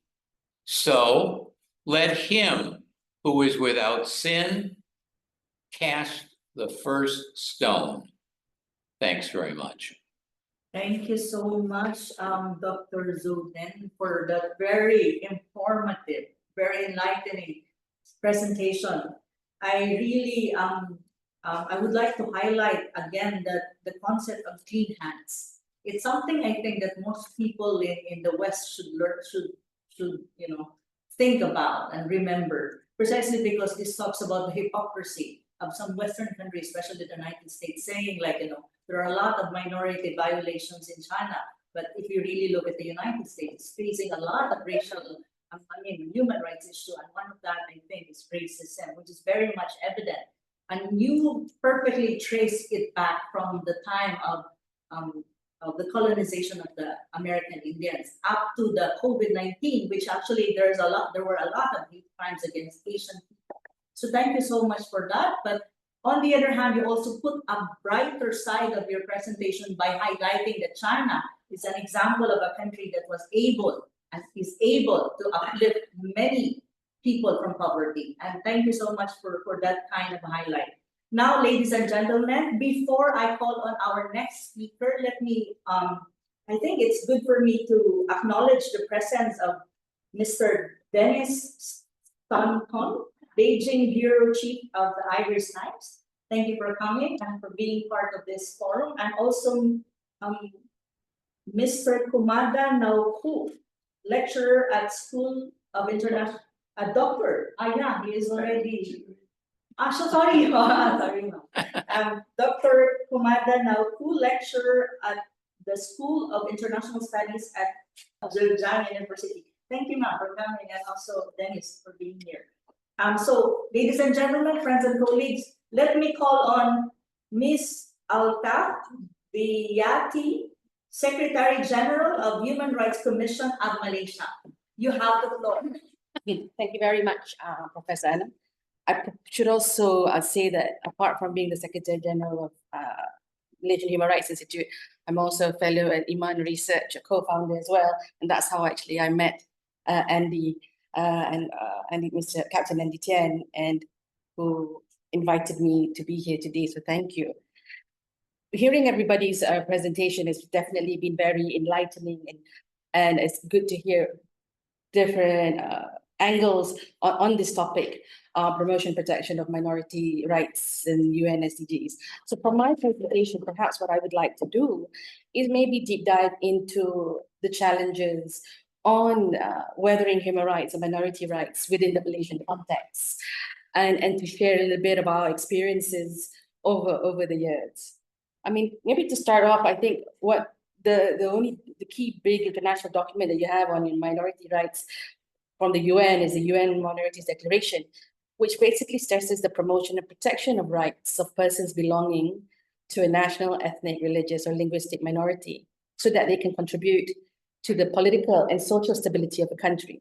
It also should be noted in a way that there is no real internationally agreed definition. I guess the only one that I could trace was the UNHCR definition on what is a minority, and according to UNHCR, and minority is an ethnic, religious, or linguistic or cultural group, which is fewer than the number of the rest of the population. So within that, what we have, if you look at Malaysia, so perhaps just to bring everybody together on the landscape of Malaysian demographic. I mean, Malaysia is a very young country. We only came to an existence post-colonialism in 1957. So you're looking at a population that is very multicultural, where the definition of majority and minority in actual fact is very, very slim. Why do I say this? Because, for instance, the Bumiputra, which is what is defined as the sons of the soil, consisting of a number of groups, and some of them also are more minority than others, make up 64%. And this is what you say majority. But you break it down further. The political power is being predominantly controlled by the Malay community, and they are predominantly Muslim, and they only make up about 55% of the population. 45% of the population are non-Malay, non-Muslims, and they're considered minority, but yet you're only very small, 10% difference. And within that, you could break it down even further, but that part of the Bumiputra group is also the natives of Sabah and Sarawak. In terms of population, they're much smaller, but maybe about 4 to 5 million. But within the political agreement of the country, in particular, the Malaysian Agreement of 1963, of the creation of Malaysia, there are probably technically, politically, as equal as the Malay majority that is predominantly in Peninsular Malaysia. So just to show the complexity of it. So then the discourse is who's really a minority, who's not. But then you should also probably bring it bigger, deeper. Minority and vulnerable. Who are vulnerable communities that are at risk of being deprived politically, socially, economically. And this has always been since the day of Malaysia's creation in 1963. I have to correct that. Malaya independence is 57, but Malaysia, the Federation of Malaysia, only came into existence in 1963. And since that, I think we've been evolving a lot in terms of our demographic into what it is today. Highly multicultural, multi-ethnic.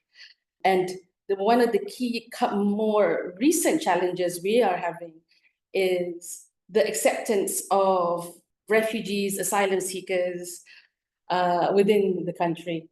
If you're looking at official numbers, official numbers under UNHCR, there's only about 200,000 refugees. But unofficial numbers is nearly 500,000. And if you look in Sabah and Sarawak, the Borneo Islands, stateless refugees, I mean, there's only 1.6% of the whole population of Sabah, but it's the equivalent of the same number for those who are undocumented stateless and illegal migrants. So within that context, Malaysian government just lumps up everyone into illegal migrants. So then there's a challenge, since we are not party to the human rights, to the Refugee Convention, and we lump everybody who doesn't come with documents into illegal migrants, then this whole category becomes even more deprived. And how do we move from there? But at the same time, what I need to stress is also that within this very complex relationship, Malaysia economically and socially has been thriving for the past, since independence. We don't exactly have, apart from the May 13th racial riots that were very much focused on geographical areas, we have been able to move forward and figure out a social contract within all these groups. And how do we do that? I mean, that's the whole discussion on its own. So human rights. So Malaysia only came to officially, I think with the creation of the Malaysian Human Rights Commission in 1999, it was where the government basically announced its support for the universality of human rights, because all the National Human Rights Institute, that's what we hold on as the key guidance when it comes defining what is human rights. But has this been a very, so to do this year is 25 years since Malaysia has established its Human Rights Commission. But how has that journey been? Has it been an easy, or is it been something that we all come to agree on? I think we cannot deny the fact that the discourse between the universality of human rights and the culturalism of it is a continuing thing. While at the same time, Malaysia announces that it believes in universality, yet in our system, we also have dual systems. The Sharia legal system, and we also have the civil legal system for family law, for instance, and trying to find that ability to coexist is a challenge, but it has been able to move. So and I think one of the key things is also realizing that human rights is evolutionary. It does move. It's nothing is static. Even culture is not static. And the realization also that there is the generations of human rights. It's not just holding on to the political and civil liberties, but looking at social, economic, and cultural rights as a key element of Malaysia's policy in pushing the well-being of the whole country. Within that, albeit there has been issues, for instance, unequal or discriminative policies on race-based affirmative action, for instance, that prioritizes the Bumiputra over other ethnic groups. Institutional racism that's as a result of that. These things are still ongoing and is still being debated, and we still haven't come to an agreement as a whole country whether we want to go away with race-based affirmative action or not. But at one side, we're still continuing to have this discourse. For instance, there's this huge debate continuously for the past 10 years.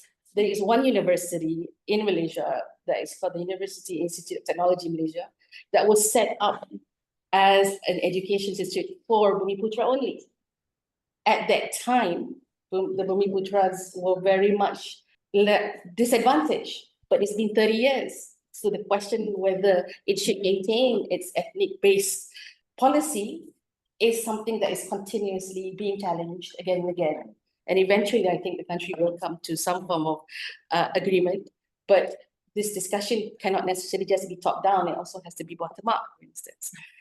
Another aspect where I think cultural relativism and human rights also is another challenge is the duality of the legal system, the Sharia legal system and the civil legal system. For instance, capital punishment. In Suhakams, in my organization's discussions in engaging in trying to remove capital punishment, it has been easier to have discussions with the Islamic courts system than the civil court system, for instance, which initially we thought would be the other way around. But at the same time, we're having trouble we're still having difficulties in trying to outlaw child marriage within the Islamic context, but we have done it with the civil. So this is definitely an ongoing process, but I think the key part of it is to acknowledge that there is cultural relativism. We cannot just go and try to find a moderate path between two very extreme views.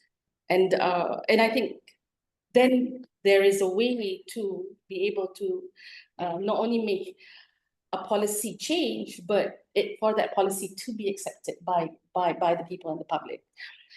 And just to maybe round up, the incidents that's been happening, particularly the genocide in Gaza, has without a doubt, I mean, we all know, has significantly impacted people, and Malaysia is of course not an exception. And I think we've always been very vocal in our support of Palestine rights. But one of the things that I think is new regarding this discourse, and I think this is very positive, is that the way human rights discussion for a long, I mean, even as recent as a year ago, this whole discourse of human rights versus more localized Malaysian rights, or human rights in Malay, it was called acuan tempatan, designed locally, which had created an uproar saying, what does that mean? Does that mean one person's life is more than the other, or so forth? Because it's just a term. But I think one of the things that's came out from the issue of the Middle East is the discussion within Malaysians, within the more staunch Islamic groups, the need for human rights to be a bit more universal. Because I think the realization that with not having it, you're so vulnerable. And then also, this is again engagement of those that come to the organizations, to my organization, to talk about it. It's also talking about international law. For a long time, nobody's been bothered by international law. But now suddenly saying, we do need for it, or else we can end up like Gaza.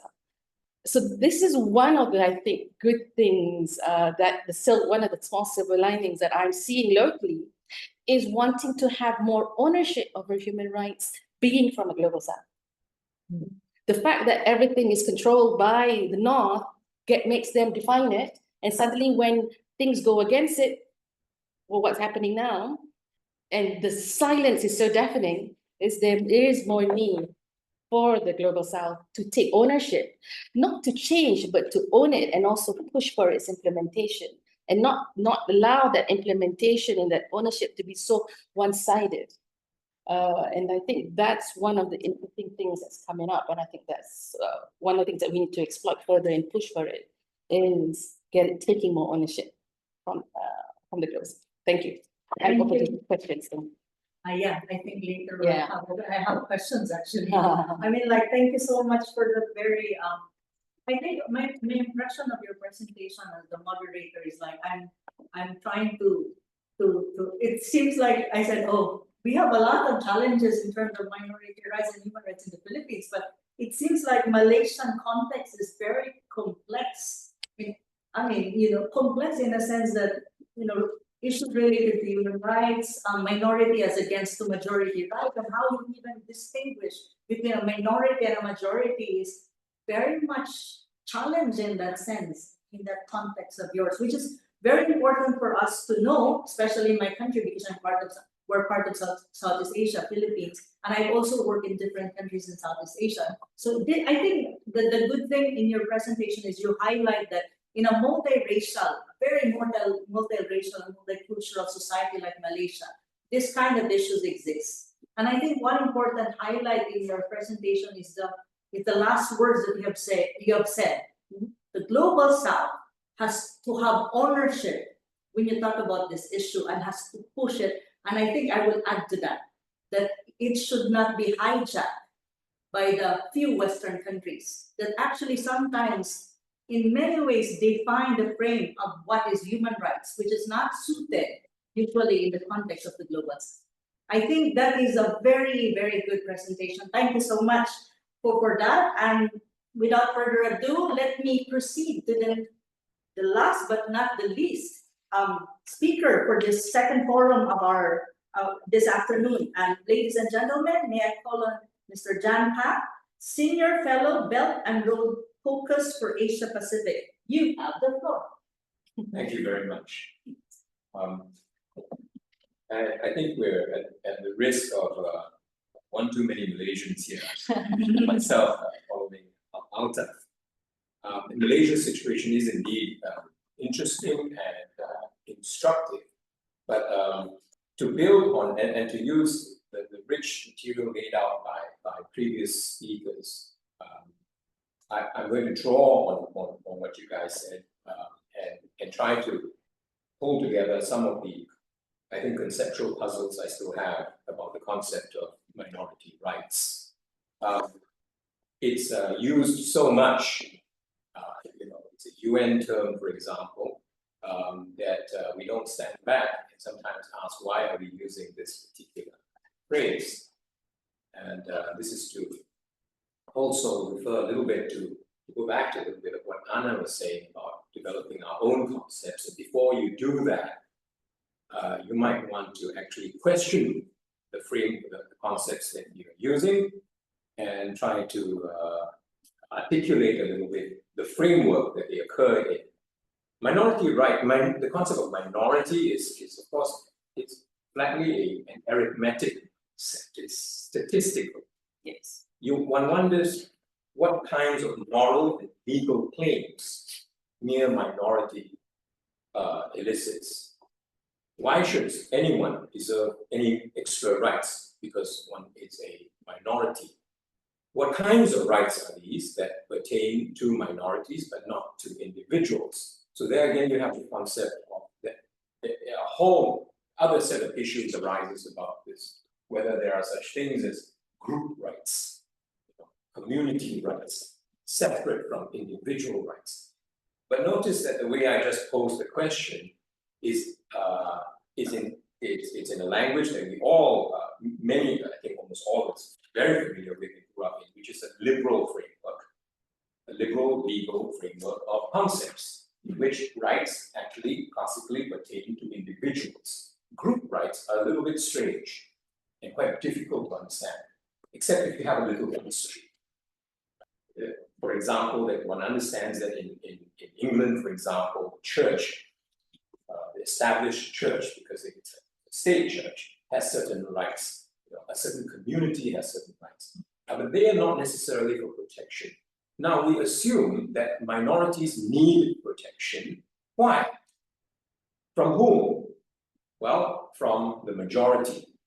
In what context do minorities need protection from majority? Often in these democratic populist situations in which your vote, your demography, and your numbers then amount to greater power. And of course, this is a reasonable, very reasonable assumption to make. Then the minority needs to be protected from that.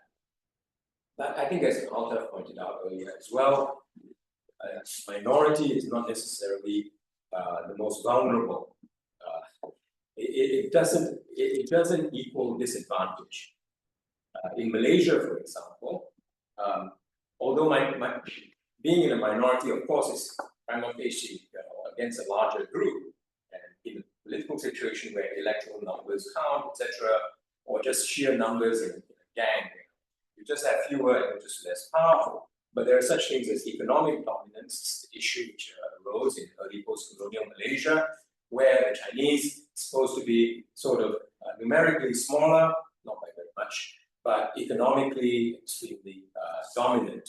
This is a feature of Southeast Asian history or society.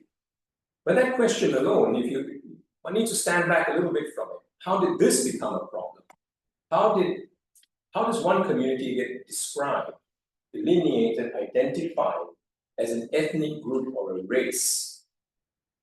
How did I become, in particular, sort of the Chinese in Malaysia, as opposed to Hakka, for example?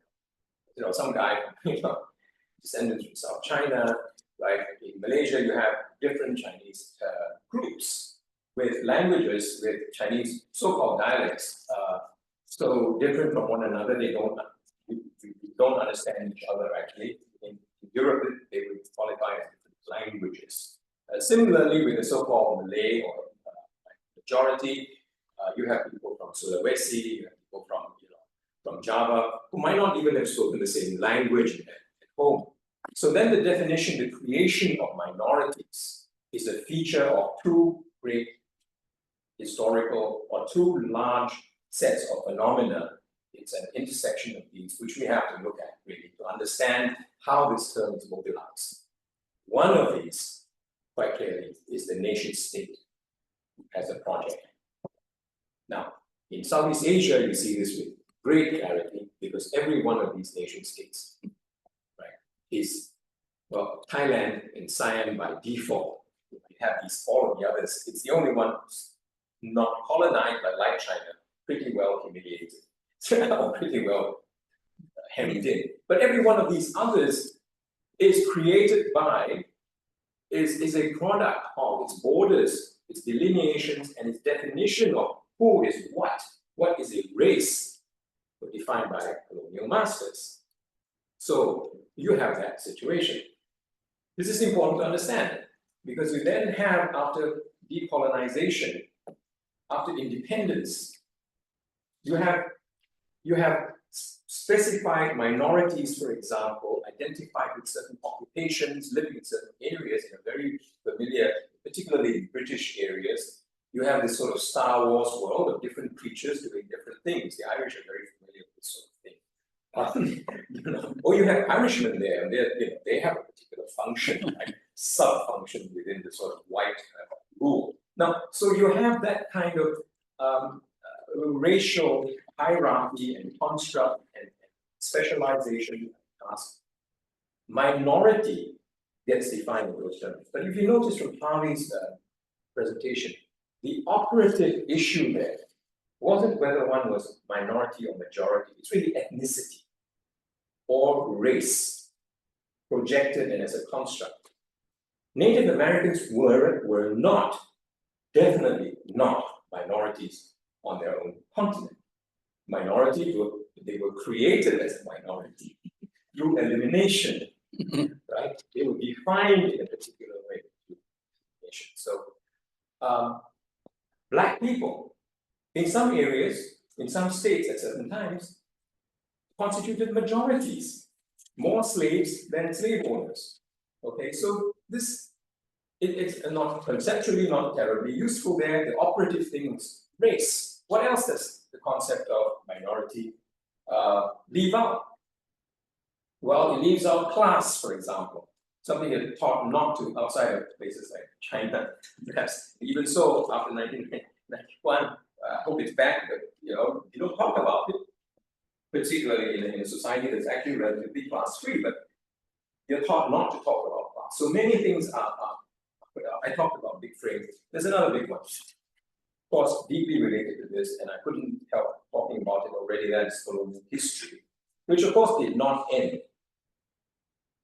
Post-independence, the great era of independent states in the Declaration of Independence in Southeast Asia and Africa, for example, was post-war, 40s, 60s, so on. And there, after that, you didn't see an end to the racial politics. You certainly didn't see, you had a kind of Cold War, US hegemonic management of the ethnicities of other people. In some cases, these are minorities, in some cases, not. But this is where you see this phenomenon of Xinjiang, right, and Xinjiang, Tibet, laid up. Now, so you might want to say this is the issue of minorities, but it's not terribly helpful. These are groups, these are identifiable cultural groups or even national groups, people with a history, language, distinctiveness. Okay, you can use the UN definitions to try to get at the concept of minority. But really the issue there is this divide and rule and this continuing incitement, this continuing stirring of racial hatred. And this is, again, the colonial notion of race here, which is really important. It did not go away in Southeast Asia with the Chinese minority, with the overseas Chinese minority. It was a huge feature of the Cold War. You cannot understand that indeed, the Americans may have lost in Vietnam, but they sort of won the Cold War. In Indonesia, through the extermination of the entire Indonesian Communist Party, right, through genocide, literally. But there was a racial component in which the Chinese were eliminated. You had that again in 1997 with the attack, wrong type style attacks on Chinese people identified as Chinese. So this sort of incitement and by the way, these are not empty sort of accusations. This is well established U.S. involvement, U.S. and British involvement in 1965. The whole ethnic issue in Southeast Asia is extremely complicated, but it doesn't go away when there's a Cold War context. The worrying thing today is that we have a return, we'll talk about the return of the Second Cold War. But all these polities are ripe for this sort of thing because they're constructed out of people being called you a Malay, you a Burmese, and so on. By the way, Myanmar, just like Malaysia, very similar. You had, society, a kind of plural society, it's Furthermore of it, right? My wife, Myanmar scholar, but created out of this management of races and ethnicities. So there's that vulnerability there. Where does this leave us? Sure. Where does this leave us? What does this say about how we should talk about it? By the way, I can't, as we're in the middle of this, I want to talk, about this demographic thing. Isn't it interesting that in Palestine, it's not about a minority, it's about the prevention of a majority. You're talking about an equality almost, right, between Jews and Palestinians. You want to prevent, and therefore you have to ethnically cleanse, quite frankly, or worse, much worse, as you know. So there again, minority rights is not useful. It completely drops out the question, the history of the conflict, etc. So while it is a useful, concept. It's all the more useful if we understand where it comes from and how we address it. Where does it come from? It comes from a liberal framework. Until quite recently, I don't think we talked about minorities. We talked about the races, the ethnicities, or whatnot. We have this minorities thing. And by the way in which minority rights get articulated, talked about in the US, are often not about these cultural linguistic groups. They're about sexual minorities. This is not not the thing that springs to mind in Malaysia, but as a kind of group with communal cultural rights. But that's how it's spoken of. And there again, of course, you could subdivide people into 36 genders as you do in New York or whatever. So, but these divide people. There's a dialectic between identifying a group and wanting to protect and honor what they have culturally within a larger community. There's a dialectic between that. You want to do that. You also want to have a greater society. So there's a balance. It's an unending type of balance that must be held. China is a wonderful example of this in the way it treats minorities and provides for autonomy. I think this is a system that has some of it is from the Soviet influence, because they too, the USSR, managed national groups like this. The danger of this is that you ossify the groups, that again, we're all aware here that these identities can shift, and you are not just this race, you are not just Chinese or Uyghur or whatever. You have many identifications, and by making it over politicizing it, you then freeze these things. And by applying the liberal framework of rights, I think it's overly limited. One needs to protect them, but I think rights alone are not enough.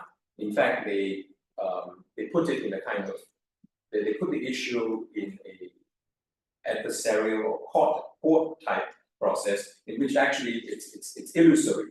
The courts aren't going to protect you actually in that long time. How else can we think about it? We have to think about in terms of maintaining common good. A framework that I like is a common good framework, which is more classically Western, but also classically Chinese. In that you look at the benefit of the society, you understand that there are different groups, but you don't have to essentialize these particular associations, because we all inhabit a rich set of minorities, and I don't even want to say identities, but cultures.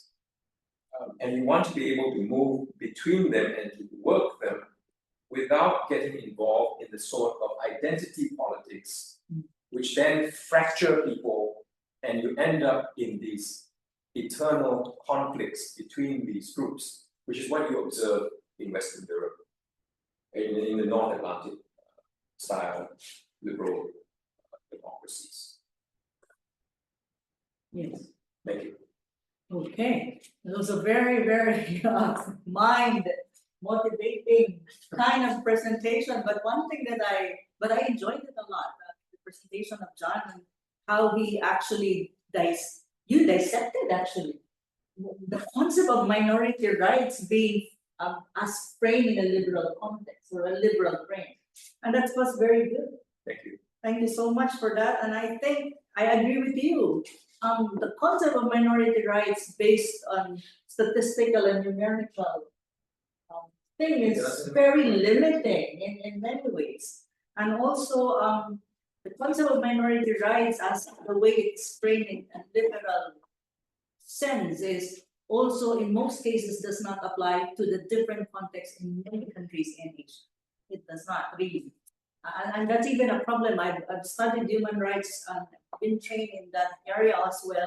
And sometimes I always have questions. Why is it that this kind of concepts are being imposed on people like me that I'm part of Asia? And I sometimes have that struggle because as far as I'm concerned, I was brought in an Asian culture by which the concept of community comes in and is very much important. And when you say community, it includes almost everyone.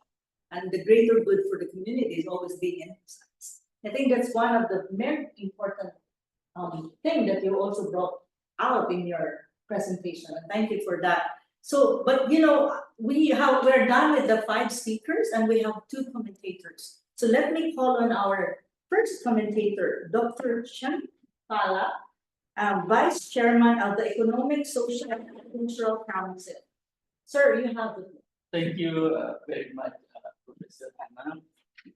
After listening to 4 presenters, I learned a lot, and I have to say that I'm not that field in the human rights or sociologist, but I can contribute that I can see this issue that I've discussed. One is economic development, but not inclusive. Take the one presenter. And the second one Dr. Presented is a kind of theory in one side, but look at the challenge that China tried to reduce the poverty by promoting economic growth. And also, I think that the human right is the right people that need to live, can access to food, can access to water and other things. But without a good policy that policy include everybody that can benefit from the economic growth. So the problem is most policies were framed by majority. Yes, and Tom just said, we may not have defined minority exactly. As policy framed by a majority, then leave the minority vulnerable to development. In that sense, I think all of us here should look at how create a policy that promote economic growth, not just growth, but sustainable growth, and at the same time inclusive, that may benefit to minority who cannot join the decision making. I have heard from Mr. Andy Chen, that in China, in the community, if you are not that minority, you may not be lead that. I think that is one of the encouragement that promote minority group come into a leader or even making decision for their own. I think from that we need to think more inclusive policy from my listening to presentation, that to make sure the policy that may affect both majority and minority. Thank you. That's my sort of comment. Okay, thank you so much, Dr. Pala. I think the most important, the highlight of your comment is more on developing inclusive policies that would protect and to a certain extent address the basic needs of people who are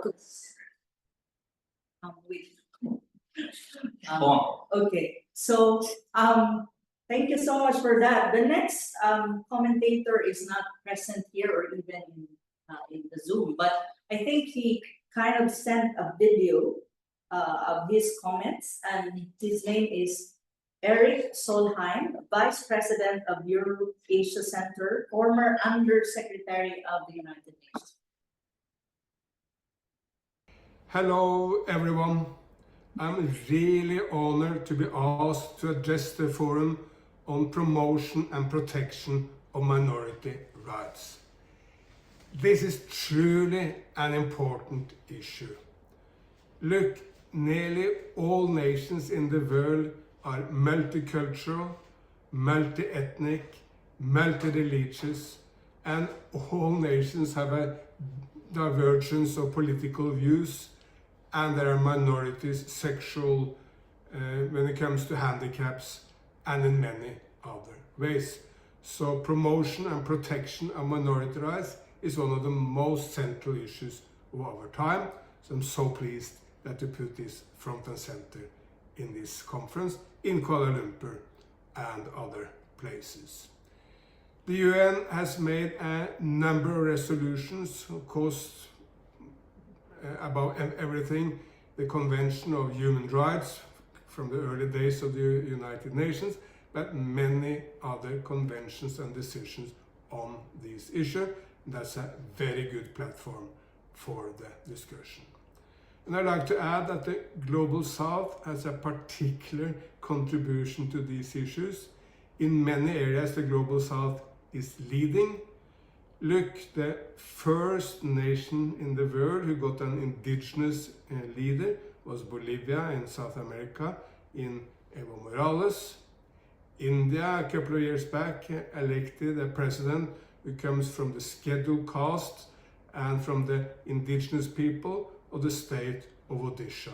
And Bolivia and India are just two examples of developing nations taking the lead in getting the relationship between minorities and the majority population right in so many nations. Allow me to make 3 comments to this discussion.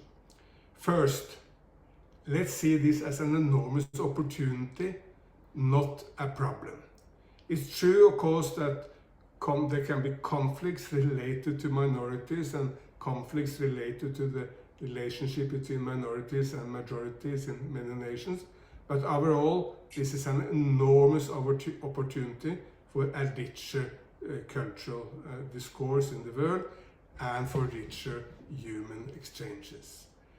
If you are different, if you are diverse, well, we can communicate, we can come together, and we can learn from each other. If we're all the same, well, there will be very little learning. Learning comes from the fact that we have different religions, different culture, different languages, different sexual orientation, and in so many other ways are different. Differences are no threat to humanity, and it's an enormous source of inspiration and an opportunity to get a better planet if we work together. Secondly, let's stop blaming each other. Sometimes you see people blaming other nations for their way of handling this issue. The issue of minority rights, promotion and protection of minorities is a global issue. I'm not aware of any nation in the world who's got it perfect. We're all struggling, we're all students, we all want to learn. Let's work together to find the right solutions. And if we want to work together, we need to foster a spirit of dialogue. That's a cause that with this conference, but I really want this idea to be promoted in the years to come.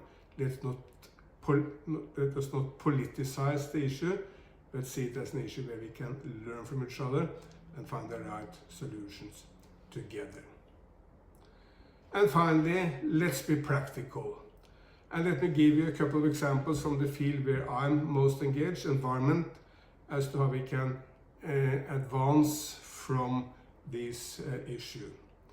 In Brazil, the issue of how to protect the rainforest is very central. The current Brazilian government has understood very well that a core to solve the issue of the protection of rainforest is to mobilize the indigenous communities. There are Native Americans in all the forests of Brazil. They know the place, they are close to the nature, and they can be the first line protectors of the forest if they are mobilized and if they are armed to do it. The indigenous group cannot fight the army, not fight the state.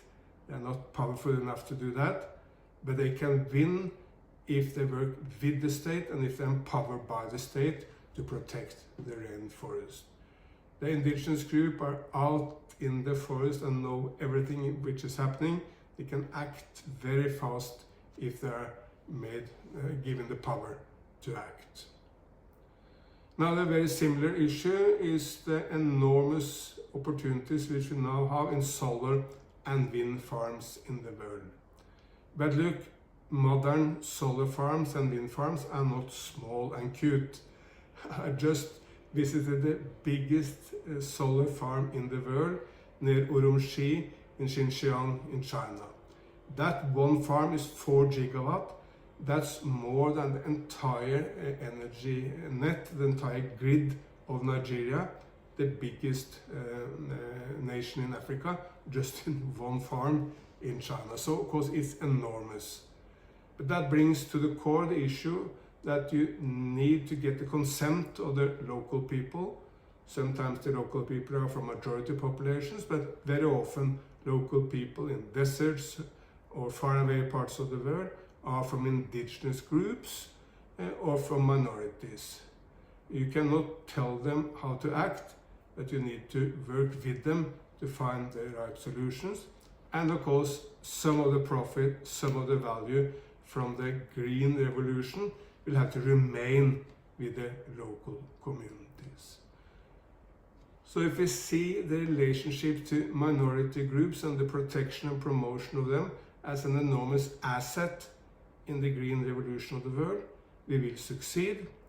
If we try to do the green revolution without acting with the people, we will fail. I wish you a complete success with this most important meeting, and I'm looking forward to getting to know more about the results, because I think it will be a huge contribution to the global discourse on minority rights. Thank you so much. Happy Andy, do we open the floor for a little of discussion and question? I think it's okay. And I think there was a lot of very good, I mean, all presentations, even comments were really good. And I think we can open the floor for question and further discussion. So anyone who wants to, to throw out the first question. I think we can invite our observers. And also, of course, from people on Zoom, they can ask questions if they have some questions. Anyone? I suppose one of the questions is something that Altaf raised, which was, in a sense, how we are responding to what's happening in Gaza.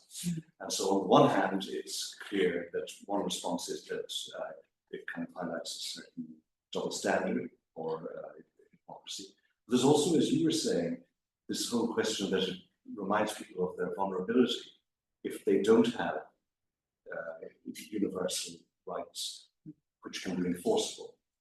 And I'm just wondering, when you're having these discussions about, for example, what you were saying, Anna, about the idea that some of these, liberal norms are not appropriate for certain cases. Are we? I suppose what I'm wondering is where do we stand on the idea of these universal? How important is it that they should be? I also have the same question. I want to address that too. Yeah. I mean, just to add to the question, it's like, how far would we go? I mean, and at the same time, how can you possibly, push for universality of human rights and even the concept of minority rights, when in fact, as pointed by John earlier, there's a lot of questions, and even he dissected it, and it's very clear. I mean, the way it is conceptualized in the liberal framework, there's so many issues in there. And you cannot just, tell like this group just because of the number they're minority. Not necessarily, because maybe they're minority, but they're not deprived, or they're not even marginalized. I mean, they're not deprived, or even they're not suffering from any human rights violation at all. Because that doesn't mean that in one context that you're a minority, automatically you are deprived. It does not mean like that in some context. So it's really a challenging concept. And yes, I'm not exactly sure I can answer that, but in the discussion did open, particularly for after the Ghana, and these are with organizations that are considered more conservative. Yeah. And I think one of the key things that ended up coming up is the need for people to be allowed to live with dignity. And I think defining the term dignity is the key. So it's not looking at how special you are or how what, but at the end of it, I think everybody wants to live with dignity and have basic, and your basic needs protected. And that was something that we could come to an agreement with. I think one of the things which this situation allows is, I think the narrative, the dialogue has always been dominated by one section, and the type of language used has always been one-sided.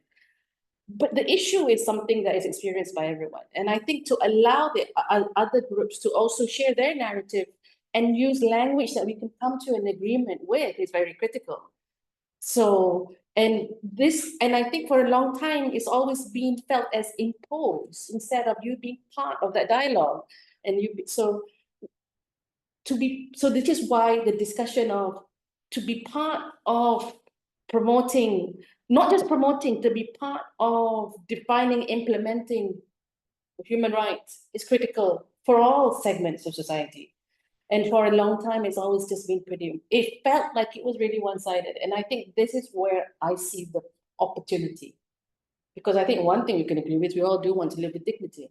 Of course. Exactly, and and I think John can add to this, but I think one thing many of us not in the West feel uncomfortable about human rights is that it has been weaponized so much and used against us. Exactly. You said politely one party, but it's basically imperialist, weapon. And then in China, countries like China is the target. China is often targeted. China's human rights record, so it's weaponized.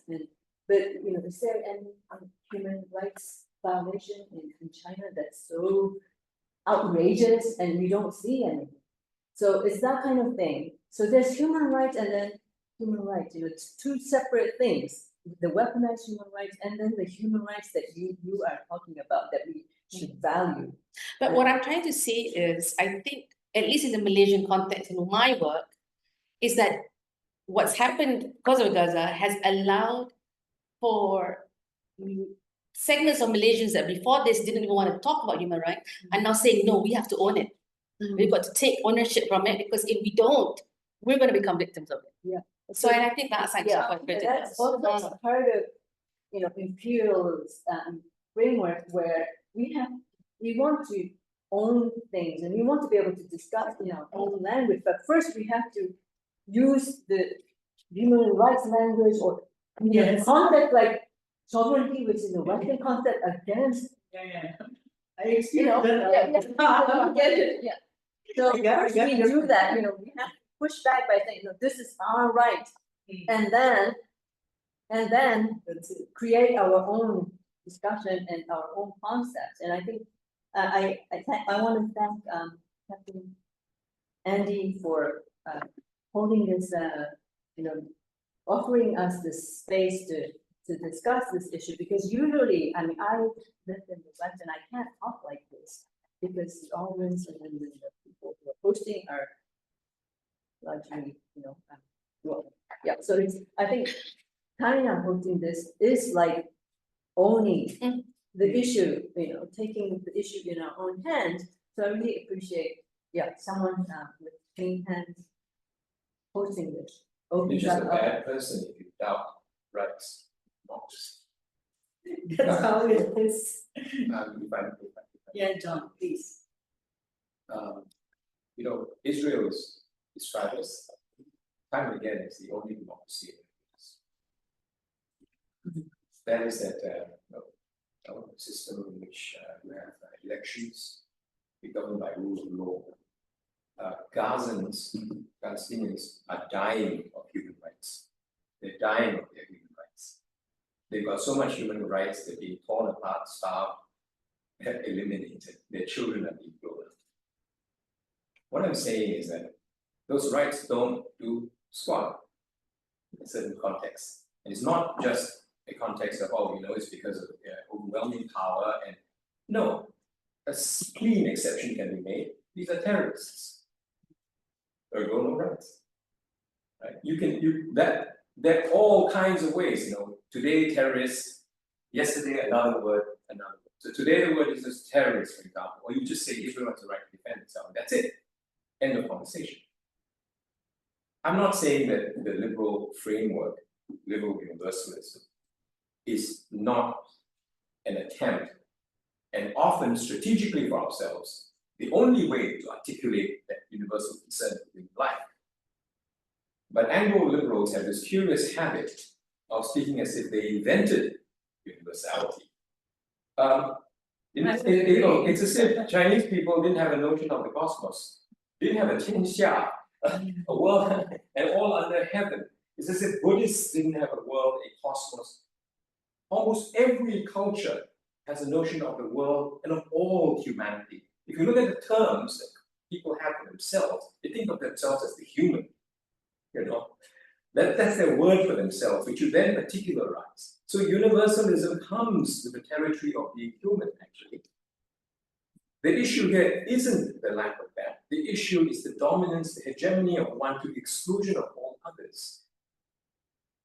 In a multipolar world, you would have multipolar means of articulating universality, universal concern for human beings. Quite frankly, Western people didn't talk about their human rights before the Irish Constitution of the 40s. Its invention as a legal term came about through some debate. It comes about from the Catholic Church. The Irish Constitution put it in place. And it was strategic and it was useful. The church at first was against it for reasons that we don't have to go into now, but for good reasons. Because they had quite briefly, they had a richer conception of the protection of human beings. Because before this, if you tortured a child or you killed a child for no reason, you weren't violating the child's human rights. You were evil. You were doing something totally offensive to God. You were, even in Chinese terms, right? You were offending heaven. There were all kinds of ways of securing, one might say, the dignity of the human, the non-negotiability of human life. Cultures have different ways of doing this, but this particular legal way comes in and says, all your other ways of doing this, if you talk about something else, you're a bad person, frankly, you're sort of anti-democratic, you're against rights. What did we do? What did Europeans do before they had human rights? Okay, They had the laws of God. They had the 10 Commandments. They had prohibitions, absolute prohibitions against the killing of innocents. Those might actually have been more useful, might have actually had more normative claim than a legal regime which can be just upended like that rhetorically by saying, okay, these are terrorists. So there's a way in which liberal discourse is tied up with hegemony, with, frankly, a liberal order that is deeply, deeply dishonest and has run out of steam and is totally undiscredited, even if I wanted to, whether out of conviction or strategically to maintain, to prop that up, it's dead. Please don't come and talk to me about human rights anymore, because the things that you have done, right? I can't, please. And you are prevailing on you're asking me to pretend I'm stupider than I actually am. You're asking me to insult myself, to take you seriously. Just don't make me go through this shit. So that's the situation we're in. So let us all try to, it's a huge task, try to articulate these concerns, these human concerns, which in each culture, that's why I talk about, it's important to talk about Zodiac civilization, which in each culture have been articulated in particular ways that are valuable, that are really quite rich. It's not just a framework that you can just end like that by saying, oh, this terrorism. And there's roots to it, yeah. There are roots to it, there are practices to it, there are relationships to it, there are communities associated with it. It's in China, for example, it's tied in with your relationship with your parents, with your ancestors. So these are embedded and these are rich. But somehow we have lost that, and all we have is now to talk about minority rights, which is fine and good. I'm not against it. In particular, we need to defend the rights, we need to protect a particular community that really has a hard time and doesn't get a lot of shit is Aboriginal communities. Yes. Southeast Asia, for example, right? Yeah. So, yeah, indigenous peoples, quote unquote.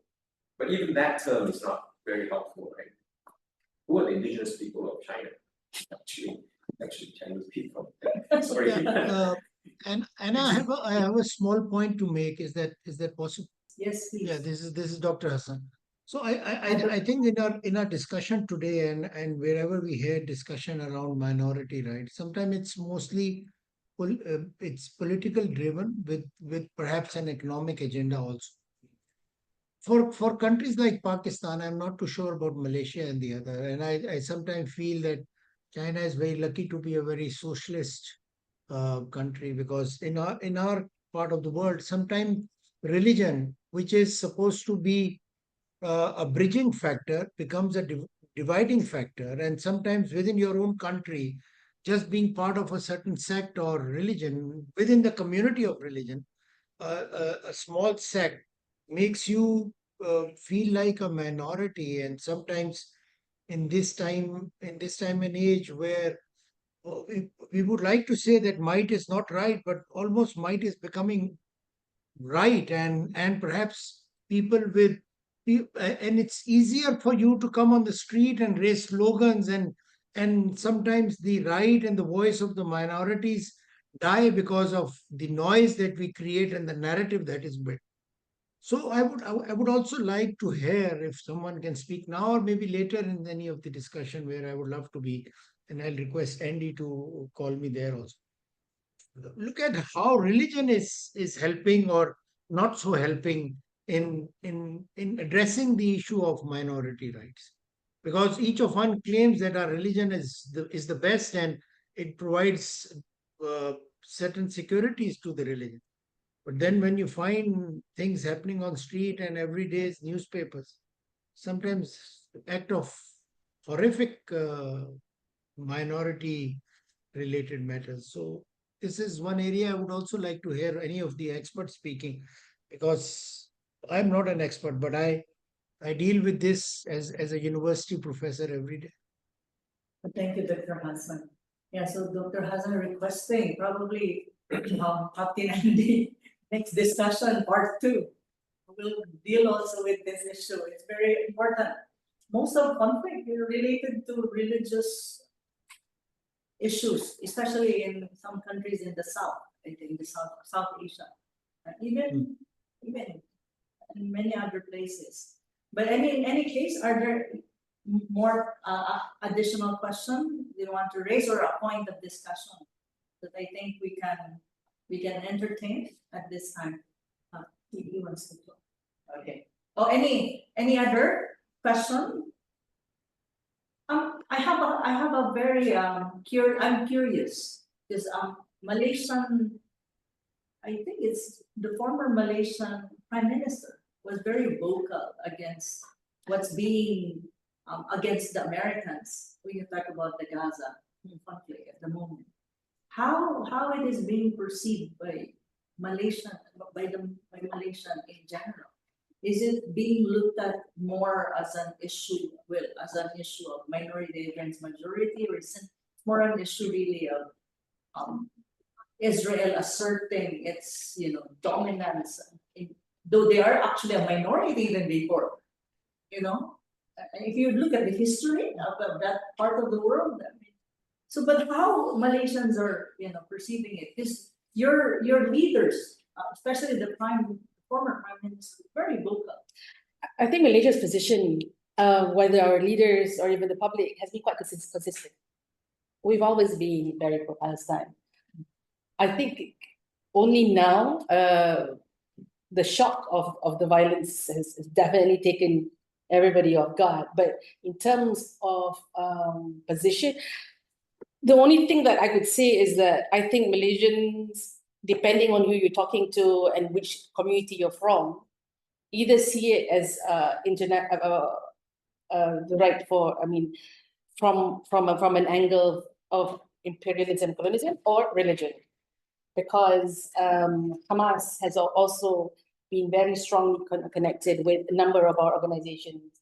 So that's where it kind of can be a bit convoluted in a sense. But I think,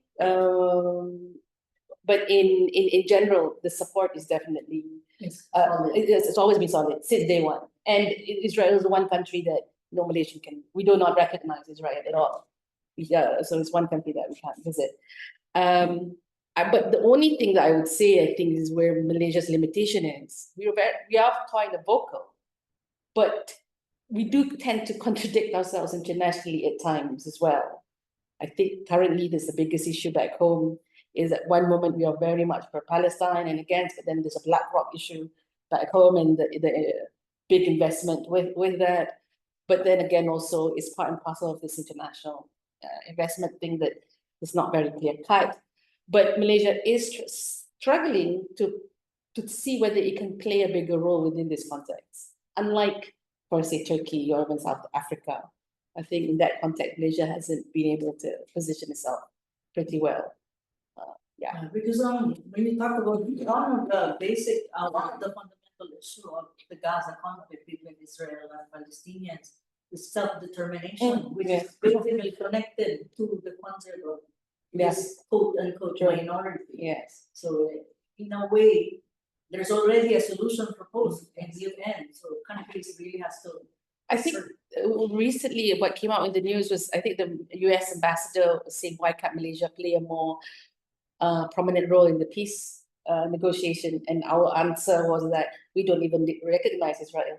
So how can we play? We're significantly biased. We support for the determination of Palestine. So, but then that's also again where I think, as from a foreign policy, I'm not exactly sure how Malaysia can position itself more. But when it comes into public sentiment, it's definitely solid. Yeah, it's quite solid. Yes, I'm happy to read. That's my personal bias. But anyway, Captain Andy, I think I would like to call on Captain Andy, but before calling him for closing remarks, I would like to thank everyone for being here. This is a very good discussion, excellent presentation from all speakers and commentators, and also intervention coming from our visitors and our guests here. Thank you so much for that wonderful exchange as well. I've learned a lot, and I really, I'm actually supposedly I should not be here because there's a conflict of schedule. And then I tell them, no, I have to go there. So I said, okay, you can manage this thing. I have to go and proceed to the conference. So thank you so much. It was not I think I've made a good decision being here. And so I'll give the floor to Captain Andy for the closing remarks. Captain Andy, you have the floor. Thank you, Anna, for your very good moderation and also Peter. I think on behalf of the full co-host, the East-West Bridge, and Geneva Center for Security Governance, and the International Association for Human Rights and Development and Global Governance. Again, thank you very much for being part of this very important discussion. I think this is only one round, so this only laid the foundation of our discussion. So we try to find the limit of our discussion. From the next time on, we gradually identify those kind of issues. We have common concerns, we have common interests to develop ideas. And ideally, I think as the interest you have shown in trying to see with your own eyes the human rights position in China, I think we try to organize some kind of field trip to Xinjiang to see with your own eyes the human rights condition in Xinjiang or Tibet region, and also to other parts of China where also minorities are a majority population over there, like in some autonomous region, like in Ningxia, and also in like in Hunan. There is also a Miao minority, but in the southwestern part of the country, they are the majority population. So we would like to try to let you see with your own eyes what's the living conditions, what's their spirits, the real living condition and real spirits of those minority people. So this is only a start. Again, thank you very much. And also, let me again call on all of you to disseminate the content of discussion, in particular, the initiative. I think I like to call on the East-West Bridge staff to show the title of the initiative. Can you share the paper? Yeah, full screen. Maybe we can take a picture. We have not taken a picture. I always like to take a picture. So surrounding this screen, we can take a picture. Then we end the discussion. Okay. Thank you. Thank you so much.